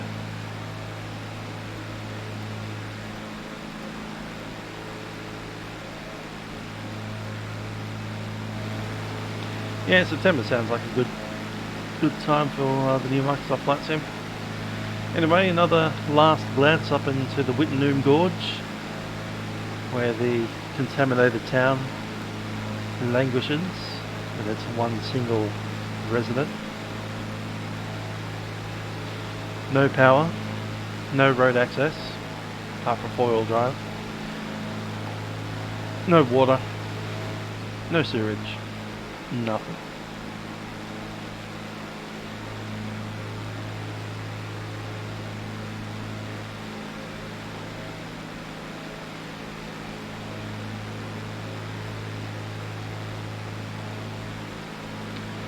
Anyway, we'll continue along this little mountain range. At some point we'll see the road slightly turn inland and there'll be a nice big gorge entrance. We'll ignore that gorge entrance because it's not useful for us, but we will go around Mount St. Florence, or X-Mount Florence, as it's confusingly called. X-Mount Florence. Don't know why it's called X-Mount Florence. What the symbolism or the X bit's all about, but there you go.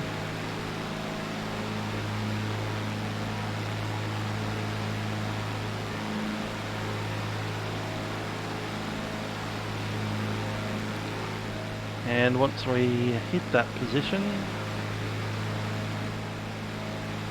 we'll turn towards Solomon. That's X-Mount Florence right there. So I'll just turn in from there. There's a little gorge that goes down south after X-Mount Florence, which is the Hamersley Gorge. And this is of course the Hamersley Ranges. Hamersley Ranges being named after an explorer.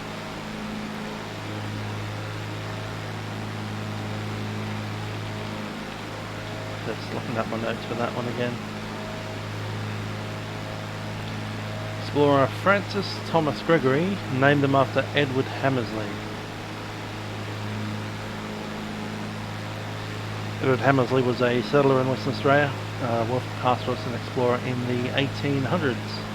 Died in 1874.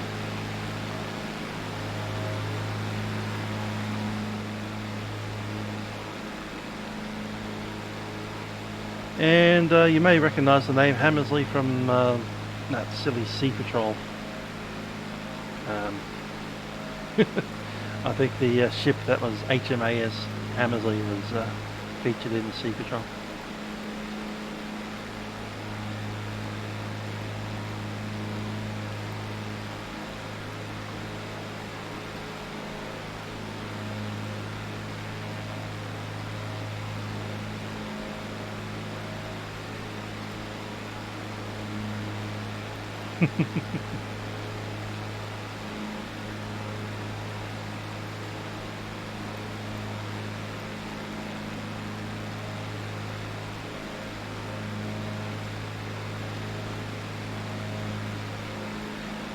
Alright, we're on the Solomon Unicom. Yeah, it is. Well, it's not really. We knew that they were going to be retiring those things. That's why I went and flew on one in January, but anyhow.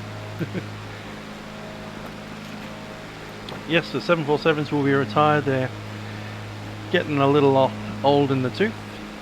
The reason they've been phasing them out in the way that they have is because they're coming up due for their D-checks, and the D-check is one of the most, costly things in the world to do to an aeroplane. So instead of doing the D-check, they just retire them in order of D-check requirement. So once it hits its required D-check time, it just gets sent off to the desert.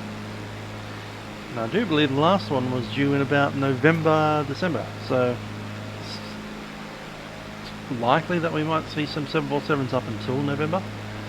But even after that, they're going to be retired anyway. That's the Hammersmith Gorge right there.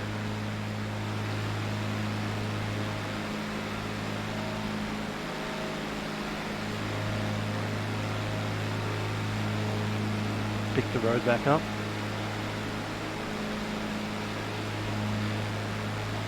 If you've got your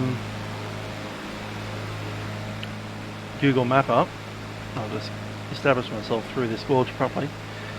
We're going to do a zoom in on this road, because in the real world this road is essentially amazing. So this little road that we can see right there, popping through the gorge, does in fact pop through that gorge. Going to make sure that we're all set up for level flight, and we're going to have a look at this gorge. Let's pop in about there. There's some random point on the map, doesn't matter where, it just looks amazing. So yeah, that's the road through Hammersmith Gorge. It's a public road, there's no gates, you can just drive through there anytime you wanna. As you saw, it was a dirt road, so you might want to take a four-wheel drive. You probably don't want to drive there when it's raining. Yeah, pretty amazing little place. You get pictures like that all over, wherever you go.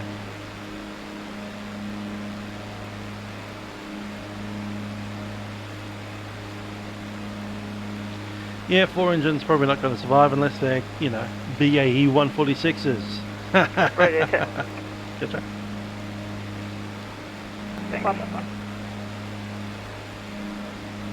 Solomon traffic, velocity 274 on downwards runway 08. There's the airport right there. And I have visual with the First moving. in administration, this is Mimi 2, how do you hear? My call sign is velocity 234, so just that is a correct one for correct communication.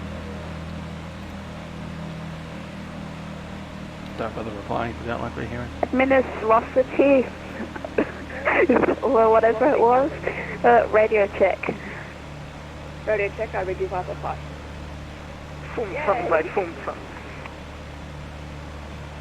Just going to read this one because I see that we've got this massive hill there.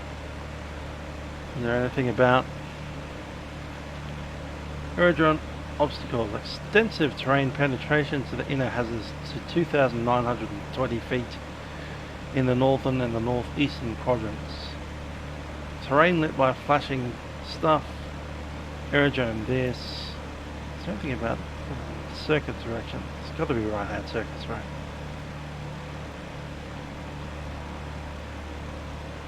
No. And Solomon traffic Mooney 1 is 6 nautical miles Here we go. to the east, inbound at 80 feet. We'll be making a circuit for runway 10. Oh, great height there.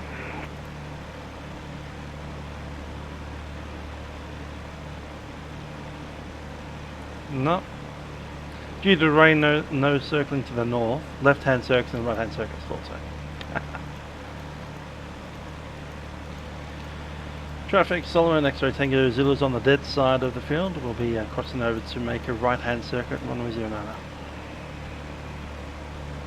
Lockheed 374, turning final for runway 08, Solomon traffic. Is it 8? No, it's 9. Traffic Solomon, Mini 2 is 7 nautical miles to the northeast of the field, tracking towards a full stop landing for runway 18, Mini 2 traffic Solomon. Mini stall is 8 nautical miles.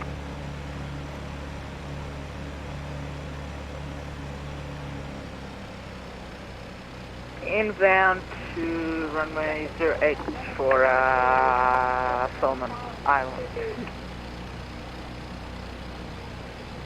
Traffic Solomon Tango Zulu is a midfield downwind, right downwind, runway 09.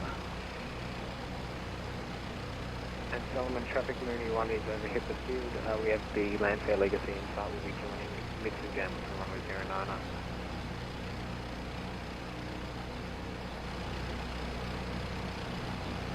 Cool, there we go. Gear coming down. Stage 2 flap. Brakes are released, other carriages down. Mixture and props fully forward. Pump is on.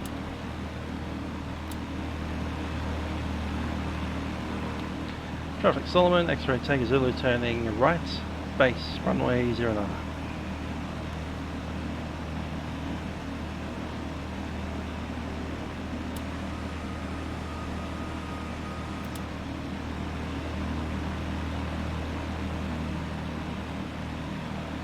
Knots. Trim.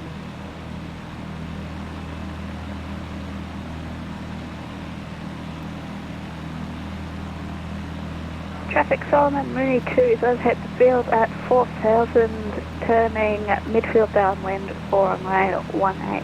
Traffic Solomon.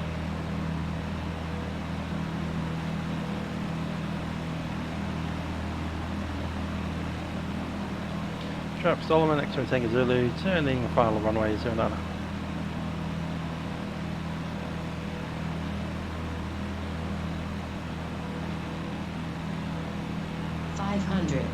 All the flights.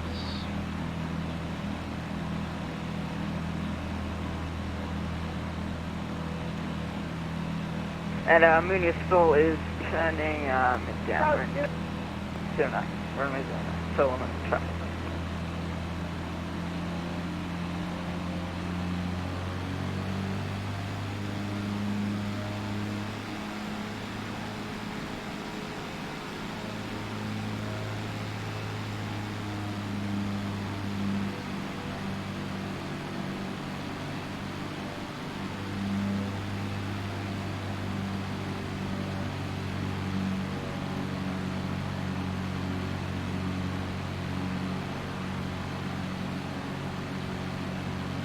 Stall it.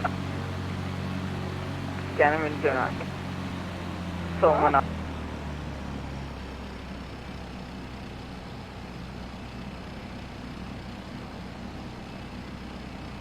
And Solomon Islands traffic, Mooney 1 turning final runway 08, Solomon Islands.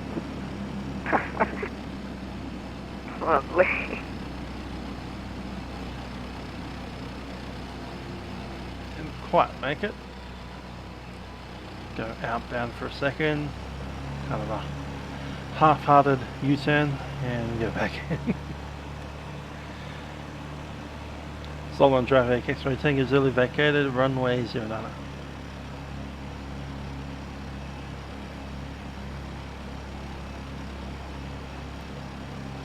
Okay, let's get those flaps up. Stall is turning final. Never mind. You're not. Never mind, we're extending it.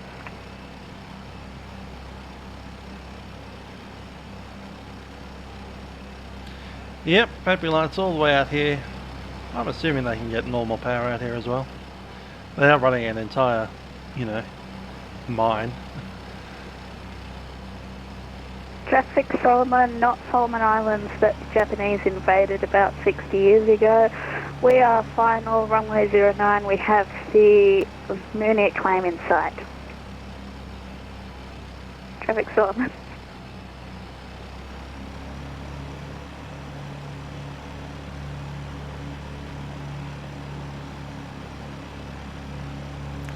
Hi there, Toilet Inspector. This is called Solomon Mine, as in Solomon's Mines. I suspect that's where they get the name from. Turn base. 09. It's kind of fair. So that there is the Hammersley Ranges in the Pilbara. A little bit further west of us is a place called Bulgida, I think it is.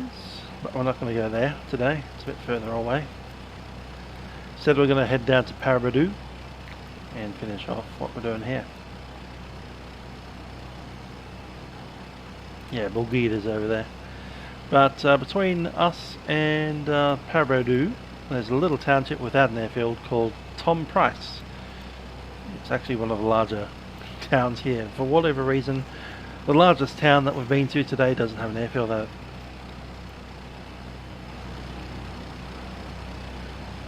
it.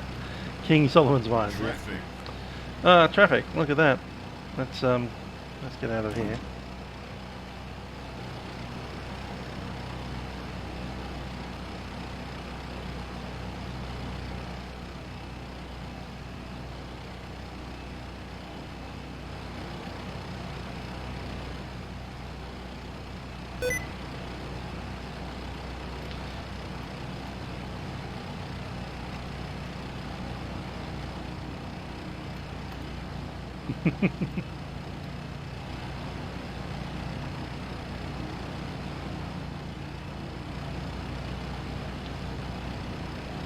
Cool. Over there we can see a couple of trucks. That's the way to get out of the airport. As you can see, there's nothing much except for this, I guess. Yeah, there's a dunny over there. And the Seppo. A large gas tank. And not much else. Basically this is a place to transfer from your plane into a bus to go off to the mine site.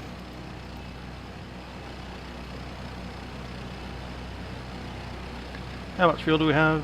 We have 26 gallons each tank, so actually it's 52 gallons.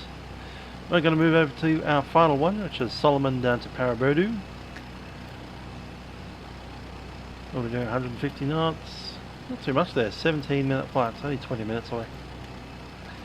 Should be easy enough. So we take off. We head to the road. Only take us 4 minutes to get there. From the road we track to Tom Price. I reckon we'll be doing about 220 knots. Tom Price will be about 4 minutes away. After that we'll see a railway C. So the railway turns into this big letter C.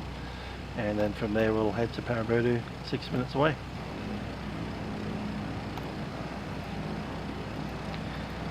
The King Air has started an engine. Let's go over to the correct frequency and make our way up.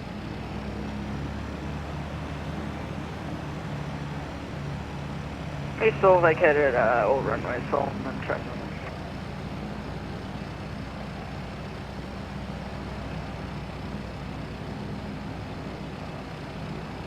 So yeah, Solomon is essentially a Fifo airport. You come here to get into your bus to take you off to whichever mine site you're going to.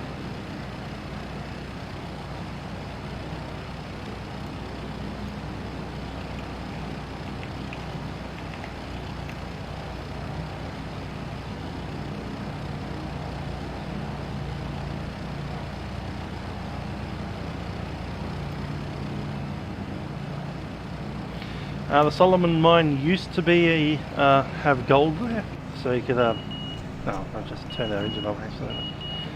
Good stuff.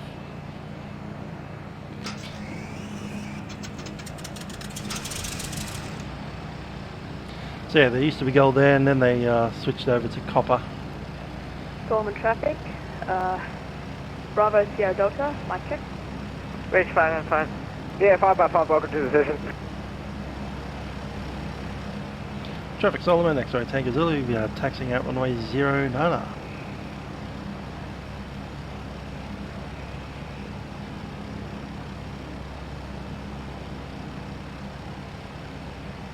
Bravo Sierra Delta, this is Mooney 2. I hear you lemon by potato. Let's have a look at Paraburdoo. Elevation is 1400.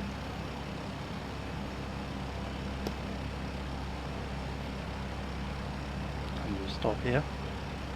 CTF was Traffic Solomon, 126.8. Bravo Sierra Delta, taxiing towards runway 08 behind the X-ray Tango Zulu.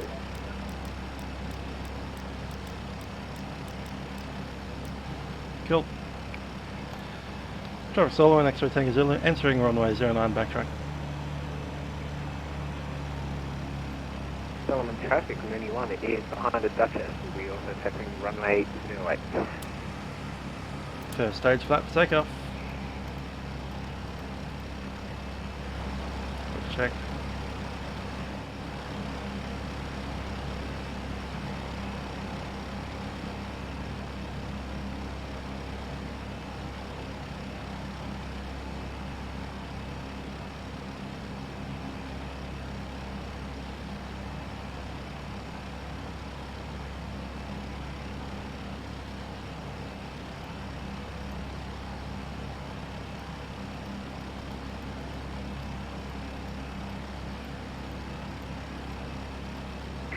Mooney still sectioning 09, Solomon traffic. And Mooney 2 taxiing 09, Solomon traffic. Arcade for Paraburdoo. Yankee, Bravo, Papa, Oscar. No, you stuffed it up. It's Yankee Papa Bravo Oscar. Oh, dang it, the other way around.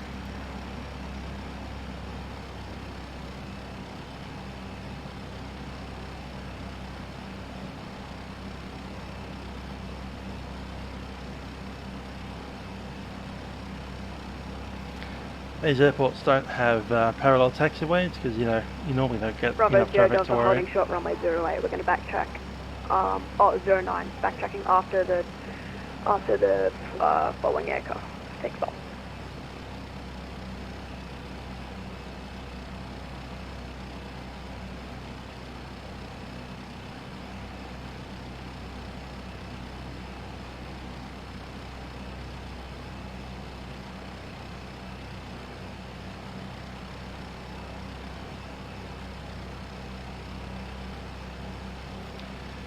Traffic, Solomon, X-Ray Tango Zulu, departing runway 09 on right hand crosswind.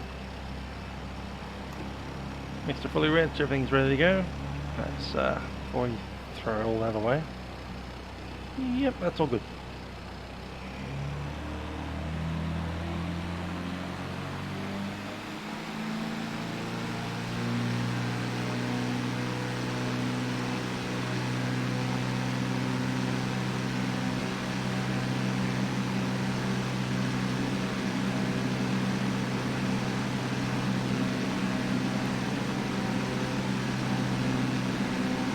.90 knots, rotating.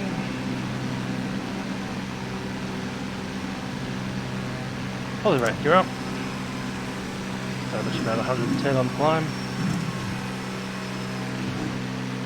Bravo Delta Sierra, backtracking runway 09, Solomon traffic.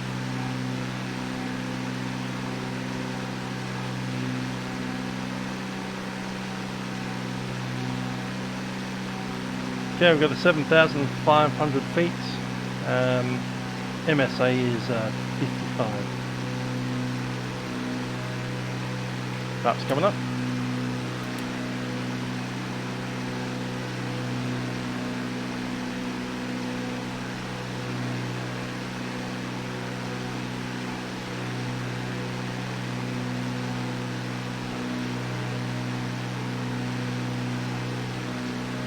Mixture.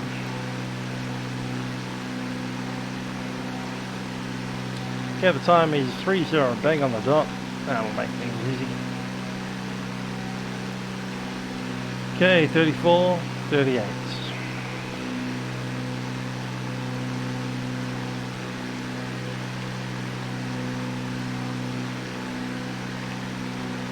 So 34 to the road and 38 to the rail. And Solomon traffic, Mooney 1 has departed runway 08 for Paraburdoo. 150 knots or so. Yeah, it's pretty much where we're at. Good. Solomon traffic, Bravo Delta Sierra, departing runway 09, Solomon traffic for Paraburdoo. Right hand. Line power at 2400. Set. Traffic Solomon, Mooney 2 will be entering runway 09 for departure for Paraburdoo once the Duchess is passed. Traffic Solomon. Hot heading should be on.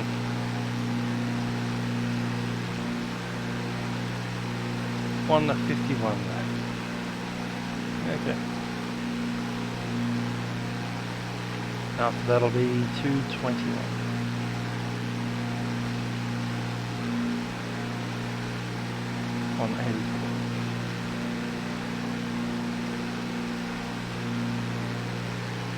And Solomon traffic mini stall is on 09. Traffic Solomon Mooney 2 is airborne for Paraburdoo.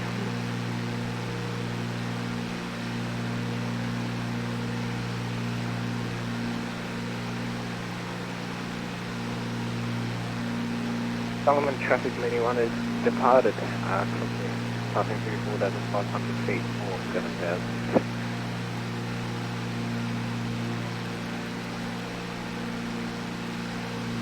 Bravo Delta Sierra, turned right off runway 09 and we're going to climb to 5,000 feet, passing through 3,500 right now. Bravo Delta Sierra, Solomon traffic. Current time 33, 34 with the next. Solomon There's the traffic, road. mini stall taken to 09. Right. That's parallel down the And road. downwind for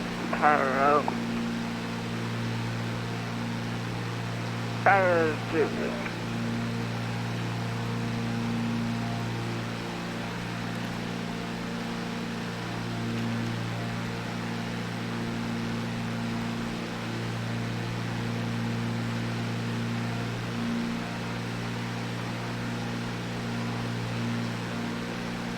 Airborne install.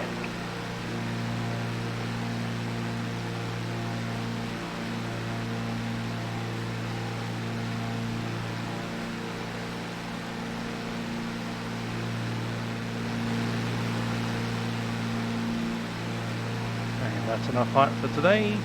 6,005.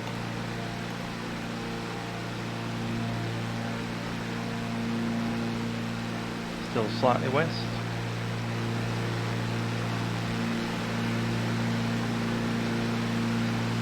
And Solomon traffic mini 1 Moonies have arrived Right, at the the plan that I AFK. put us right over that crossroad there at the current minute.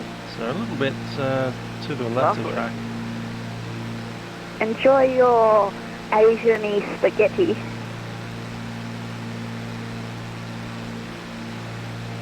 Mini stall passing through 3,300. Cross 20. That's 09.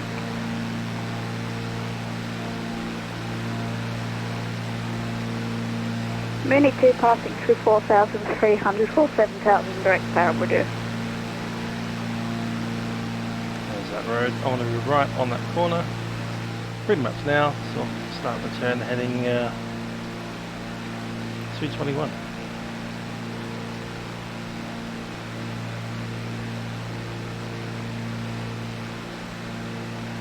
What's the steering on this one? Heading magnetic 184. Okay, we'll do that.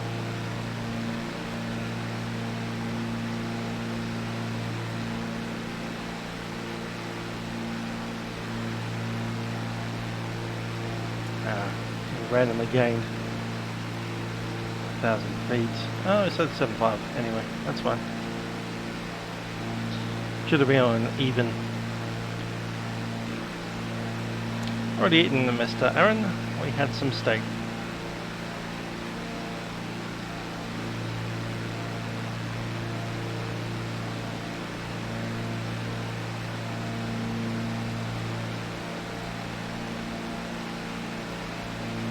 That's ground speed.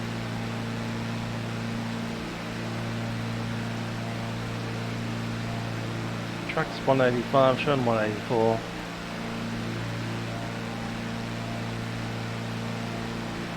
Don't know why, but I wonder if the heading is coming off somehow. Yeah, look at that. 180. Yeah, something 180. Yep. The DG's slewed off and we can't change it. Don't know why. It's annoying.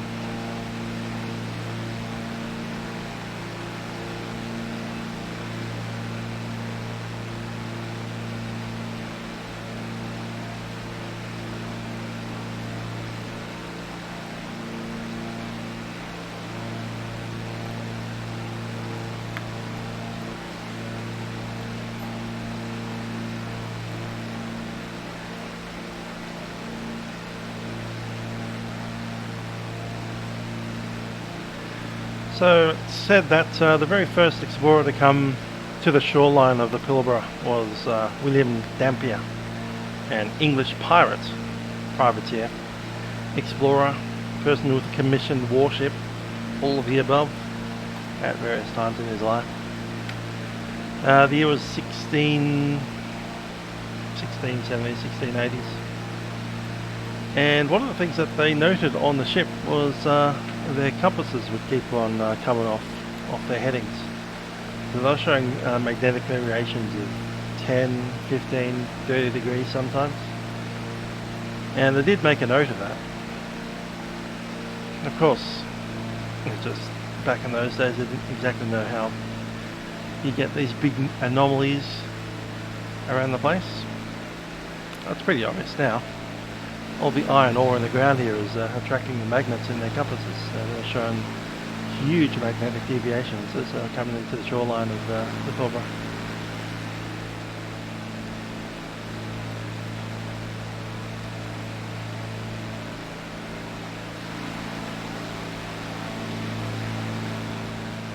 Modern day compasses don't get affected quite as badly, but they still do get affected a little bit. That said, most of the airfields around here only have 1 or 2 degrees to the east magnetic variation. It'll be interesting to see a compass needle, a wet compass like that, just not quite sure where it's going.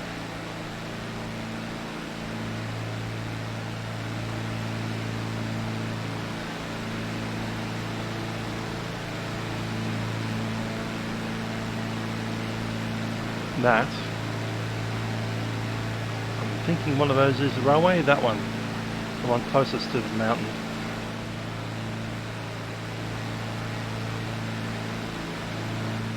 And we should see the little township of, there it is, boom. That is a town called Tom Price.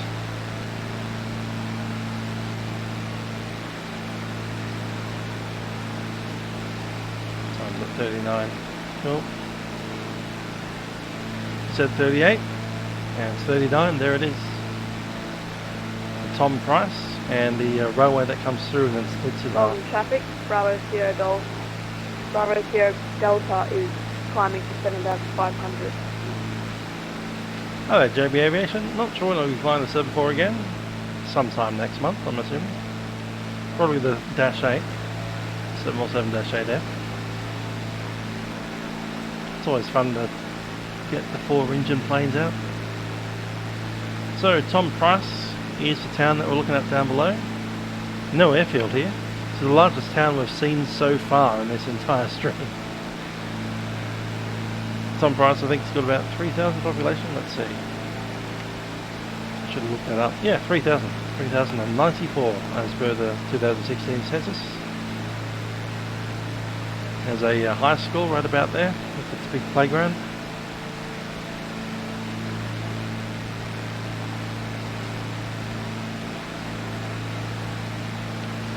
So out of Tom Price, TOMCE. We'll head for another 2 minutes until the big railway turns into the letter C. Current time 40, I'll call it 42. And another 6 minutes to 48 until we get down to Paraburdoo.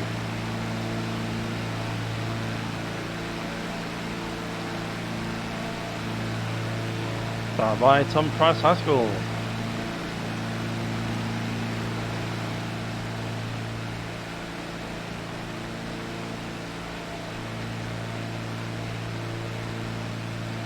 What's our speed doing? 230. Cool. I can convert some of that into a climb. I only need to go 6.5 I think. We are slightly west. Yeah, we are slightly west. Ever so slightly west. There's a little note down here that says if you're going south use easterly headings. But only on that airway.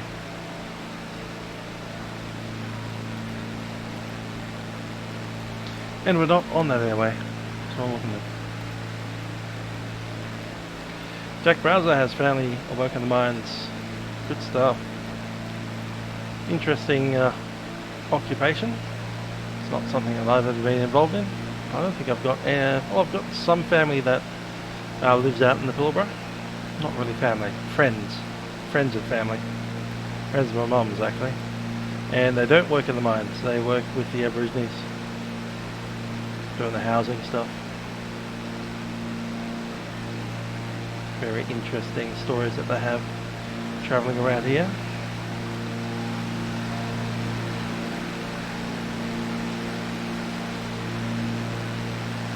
There's the big letter C that I was looking for. Is that 2 minutes out? 42. Is that what we wrote down? 42 it is. Perfect.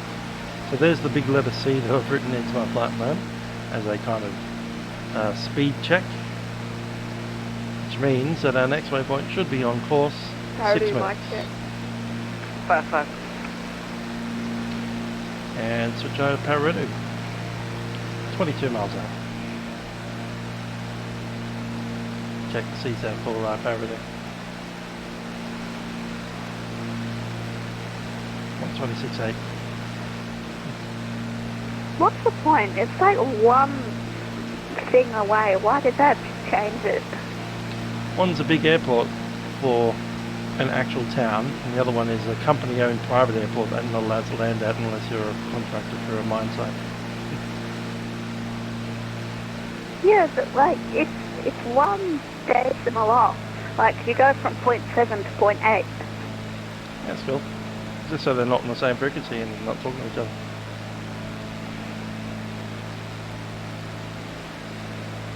And we switch.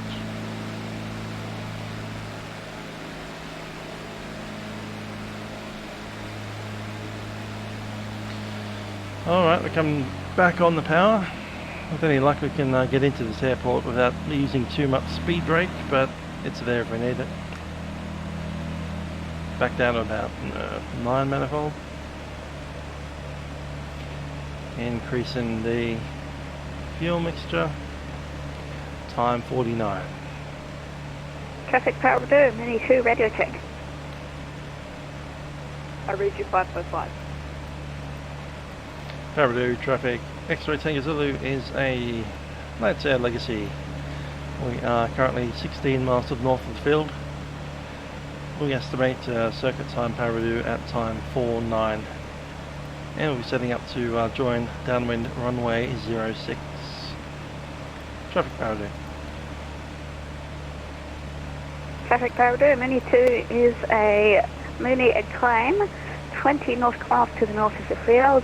At 7,000 we'll shortly be descending to 5,000 for runway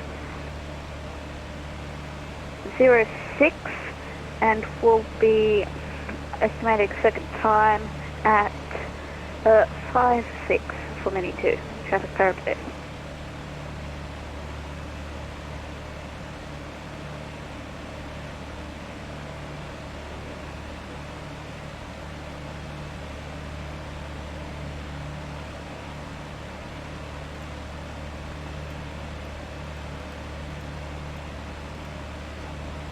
Right, the ground is at 1400, so circuit altitude will be 2400, and we can pretty much join straight in on the downwind. Beautiful.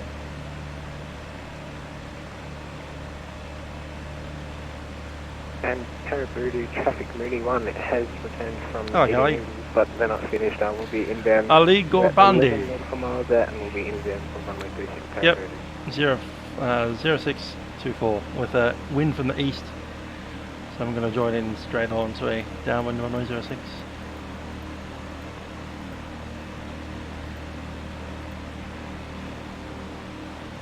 What weather are you getting? I'm getting wind. Let's have a look at it again. 100 at 14 knots. Bravo Sierra Delta is 20 nautical miles north of Paraburdoo. We're going to descend shortly and get ready for one circuit, then a full stop landing at Paraburdoo.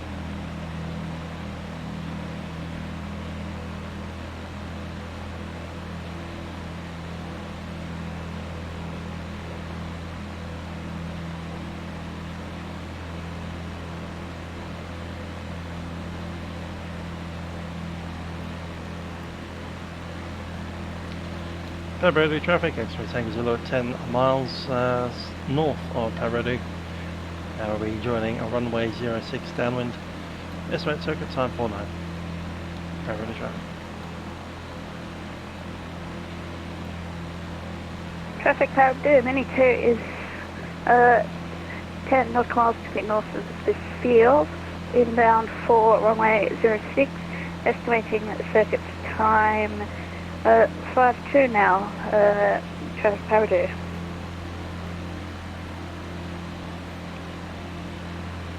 Yep, my wind's still showing from the east, 100 degrees-ish, moving quite a bit. So it's definitely runway 06. 6, 7, 8, 9, 10. That's 40 degrees off. 40 is certainly a lot closer than 180, so runway 6 it is. Wind's calm. Yeah. I mean, they're 14 knots, I wouldn't call that calm. A stiff breeze from the east.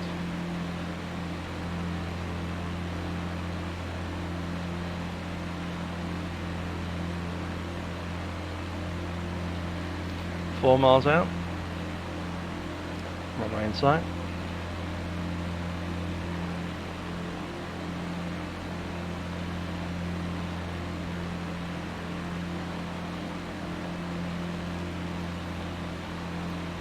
And it was meant to be QNH 1016.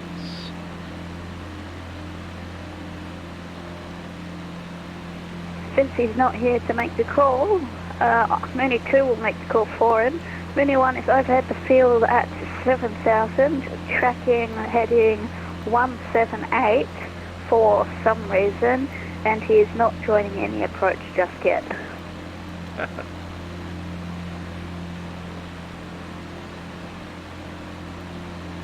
What altitude's at it? He's at 7,000. That's well above the circuit, he didn't make any calls, so you'll be fond of Perth or okay. We will be joining left mid, left downwind, runway 0. Alright, I don't know. dropping it down to Looks like almost nothing, we'll need some, Paraburdoo. yeah, we'll need a little bit of 06 that. and I spoke of a turn, sorry.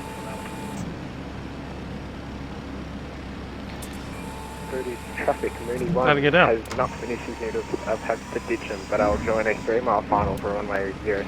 Township of Paraburdoo, straight ahead. Paraburdoo traffic, X-ray Tango Zulu, late downwind, runway 06.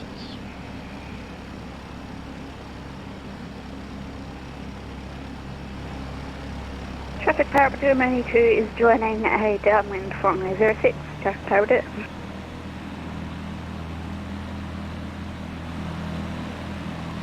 Turnabout now.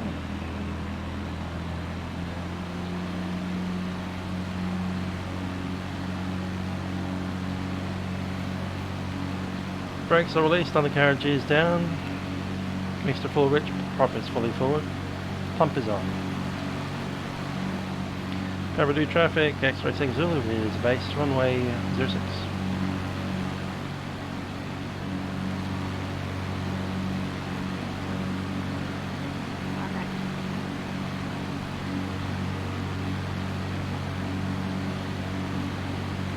Open mic night in New York. Bravo Sierra Delta is 5 nautical miles north of the field. We're going to join a left downwind for runway 06, Paraburdoo traffic. Mooney traffic, Mooney stall is on. Left downwind, runway 06. Claps all the way down. Paraburdoo traffic, X-ray Tango Zulu, final runway 06. Turning base runway 06. Spoke over the trunk. Just stepped on each other there. Chill out, guys.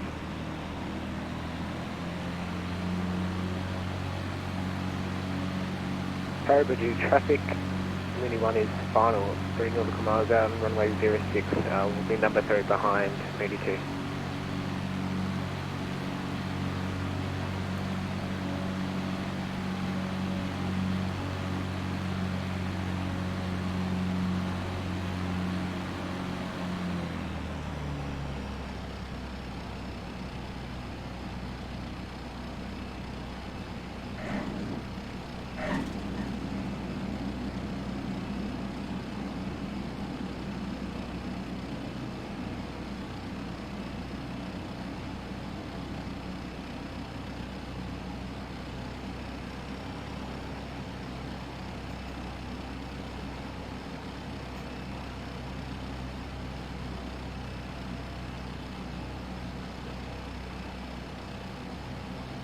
Traffic Paraburdoo, Mooney 2 is final, runway 06.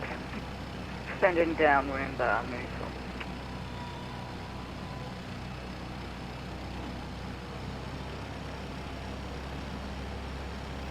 4. Paraburdoo traffic, extra tankers will vacated runway 06. Nice trend. 4 red, 0 white. This is a perfect approach so far. Paraburdoo traffic, Bravo Sierra Delta, turning on downwind for runway, left downwind for runway 06. Paraburdoo traffic. Flaps up. Heading over there somewhere.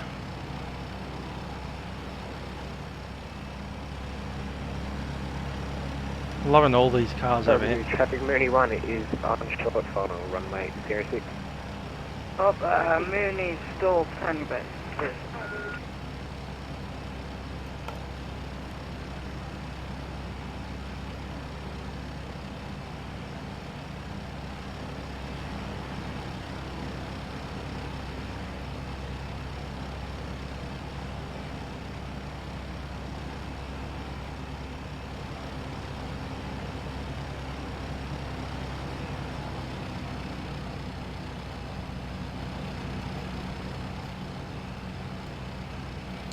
Brakes are in and we'll shut her down.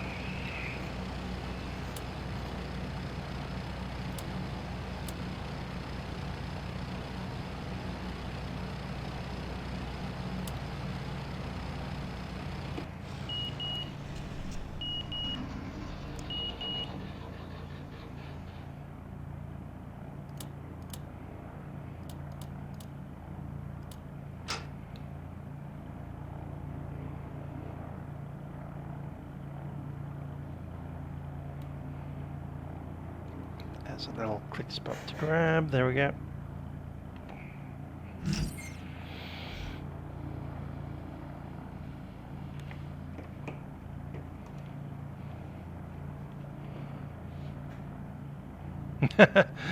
Yeah, I've often seen people have a laugh about that. Like a mining site hire truck area. Now if you look at Paraburdoo on the real like Google Earth, you will find that all these trucks are actually there.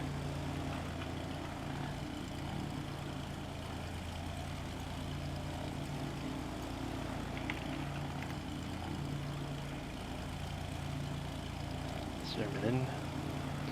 So there we go, Paraburdoo. We're currently parked in here in Paraburdoo parking lot. All of these massive white trucks, essentially the same white ute spammed over and over and over again, just like we see here.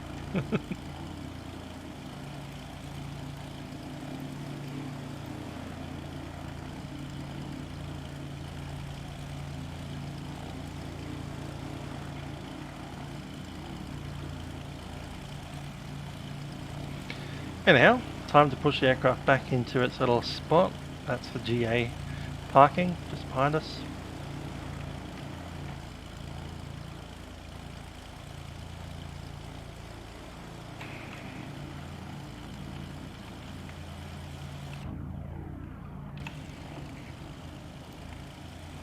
Parking brake is off and we'll go ahead and push.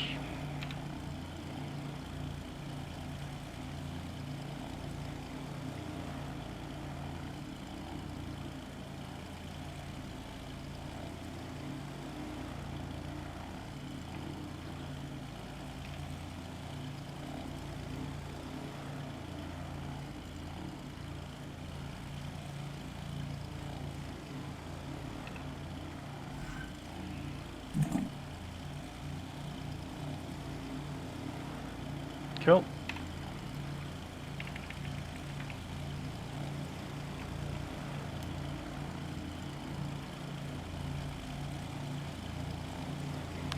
So I'll go ahead and head on outside the airfield. Actually, you should probably do the old tie downs and chocks and stuff. Put the pitot cover on, chock it on down.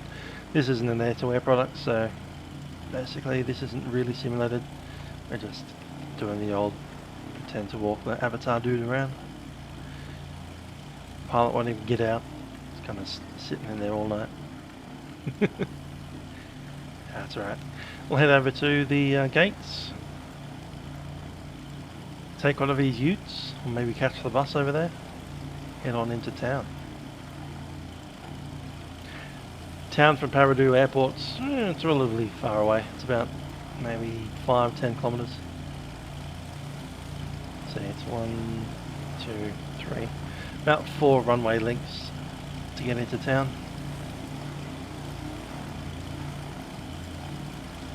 Probably wouldn't want to walk it.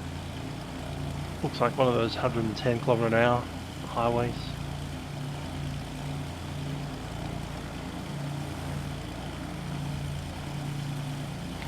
There's the main road into town. Looks like that.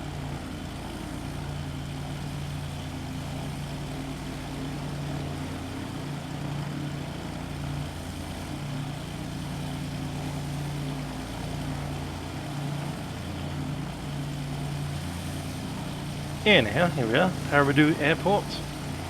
What a wonderful looking building that is.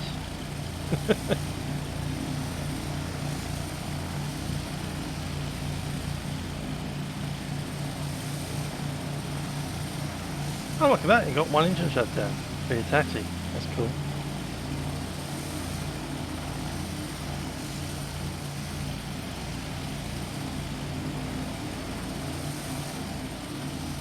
See if we can walk between the buildings, because I know that the avatar won't like being inside. Okay, there's no such thing as between the buildings.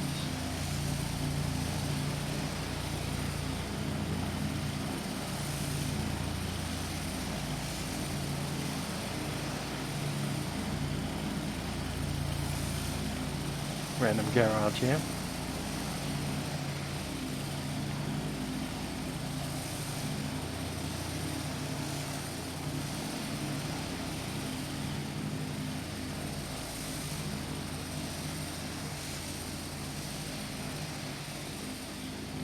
And over to the land side of the airfield. Oh, it's a nice little courtyard over here. Interesting to see.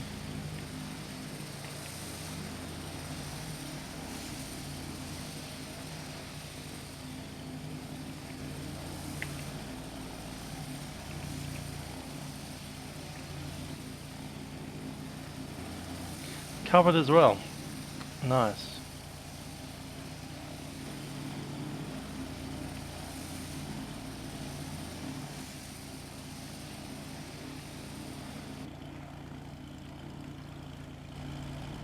There we go. So with that massive long line of utes and four-wheel drive trucks and stuff, we will leave this to say goodbye. It's casually walking straight through a car, you're right. Anyway, I think on Friday we're heading down to the next leg of this trip, which shall be leaving Paraburdoo. There's no airfields, so we get down here to Degrusa. Yet another mining site, and you can see here the plutonic mine. Wonder what they mine there. I'll give you 2 guesses. Anyway, while you consider that last question, I'll bid you guys adieu. Hope to see you next time we do decide to fly. Might be Friday, might be FNO. Catch you then.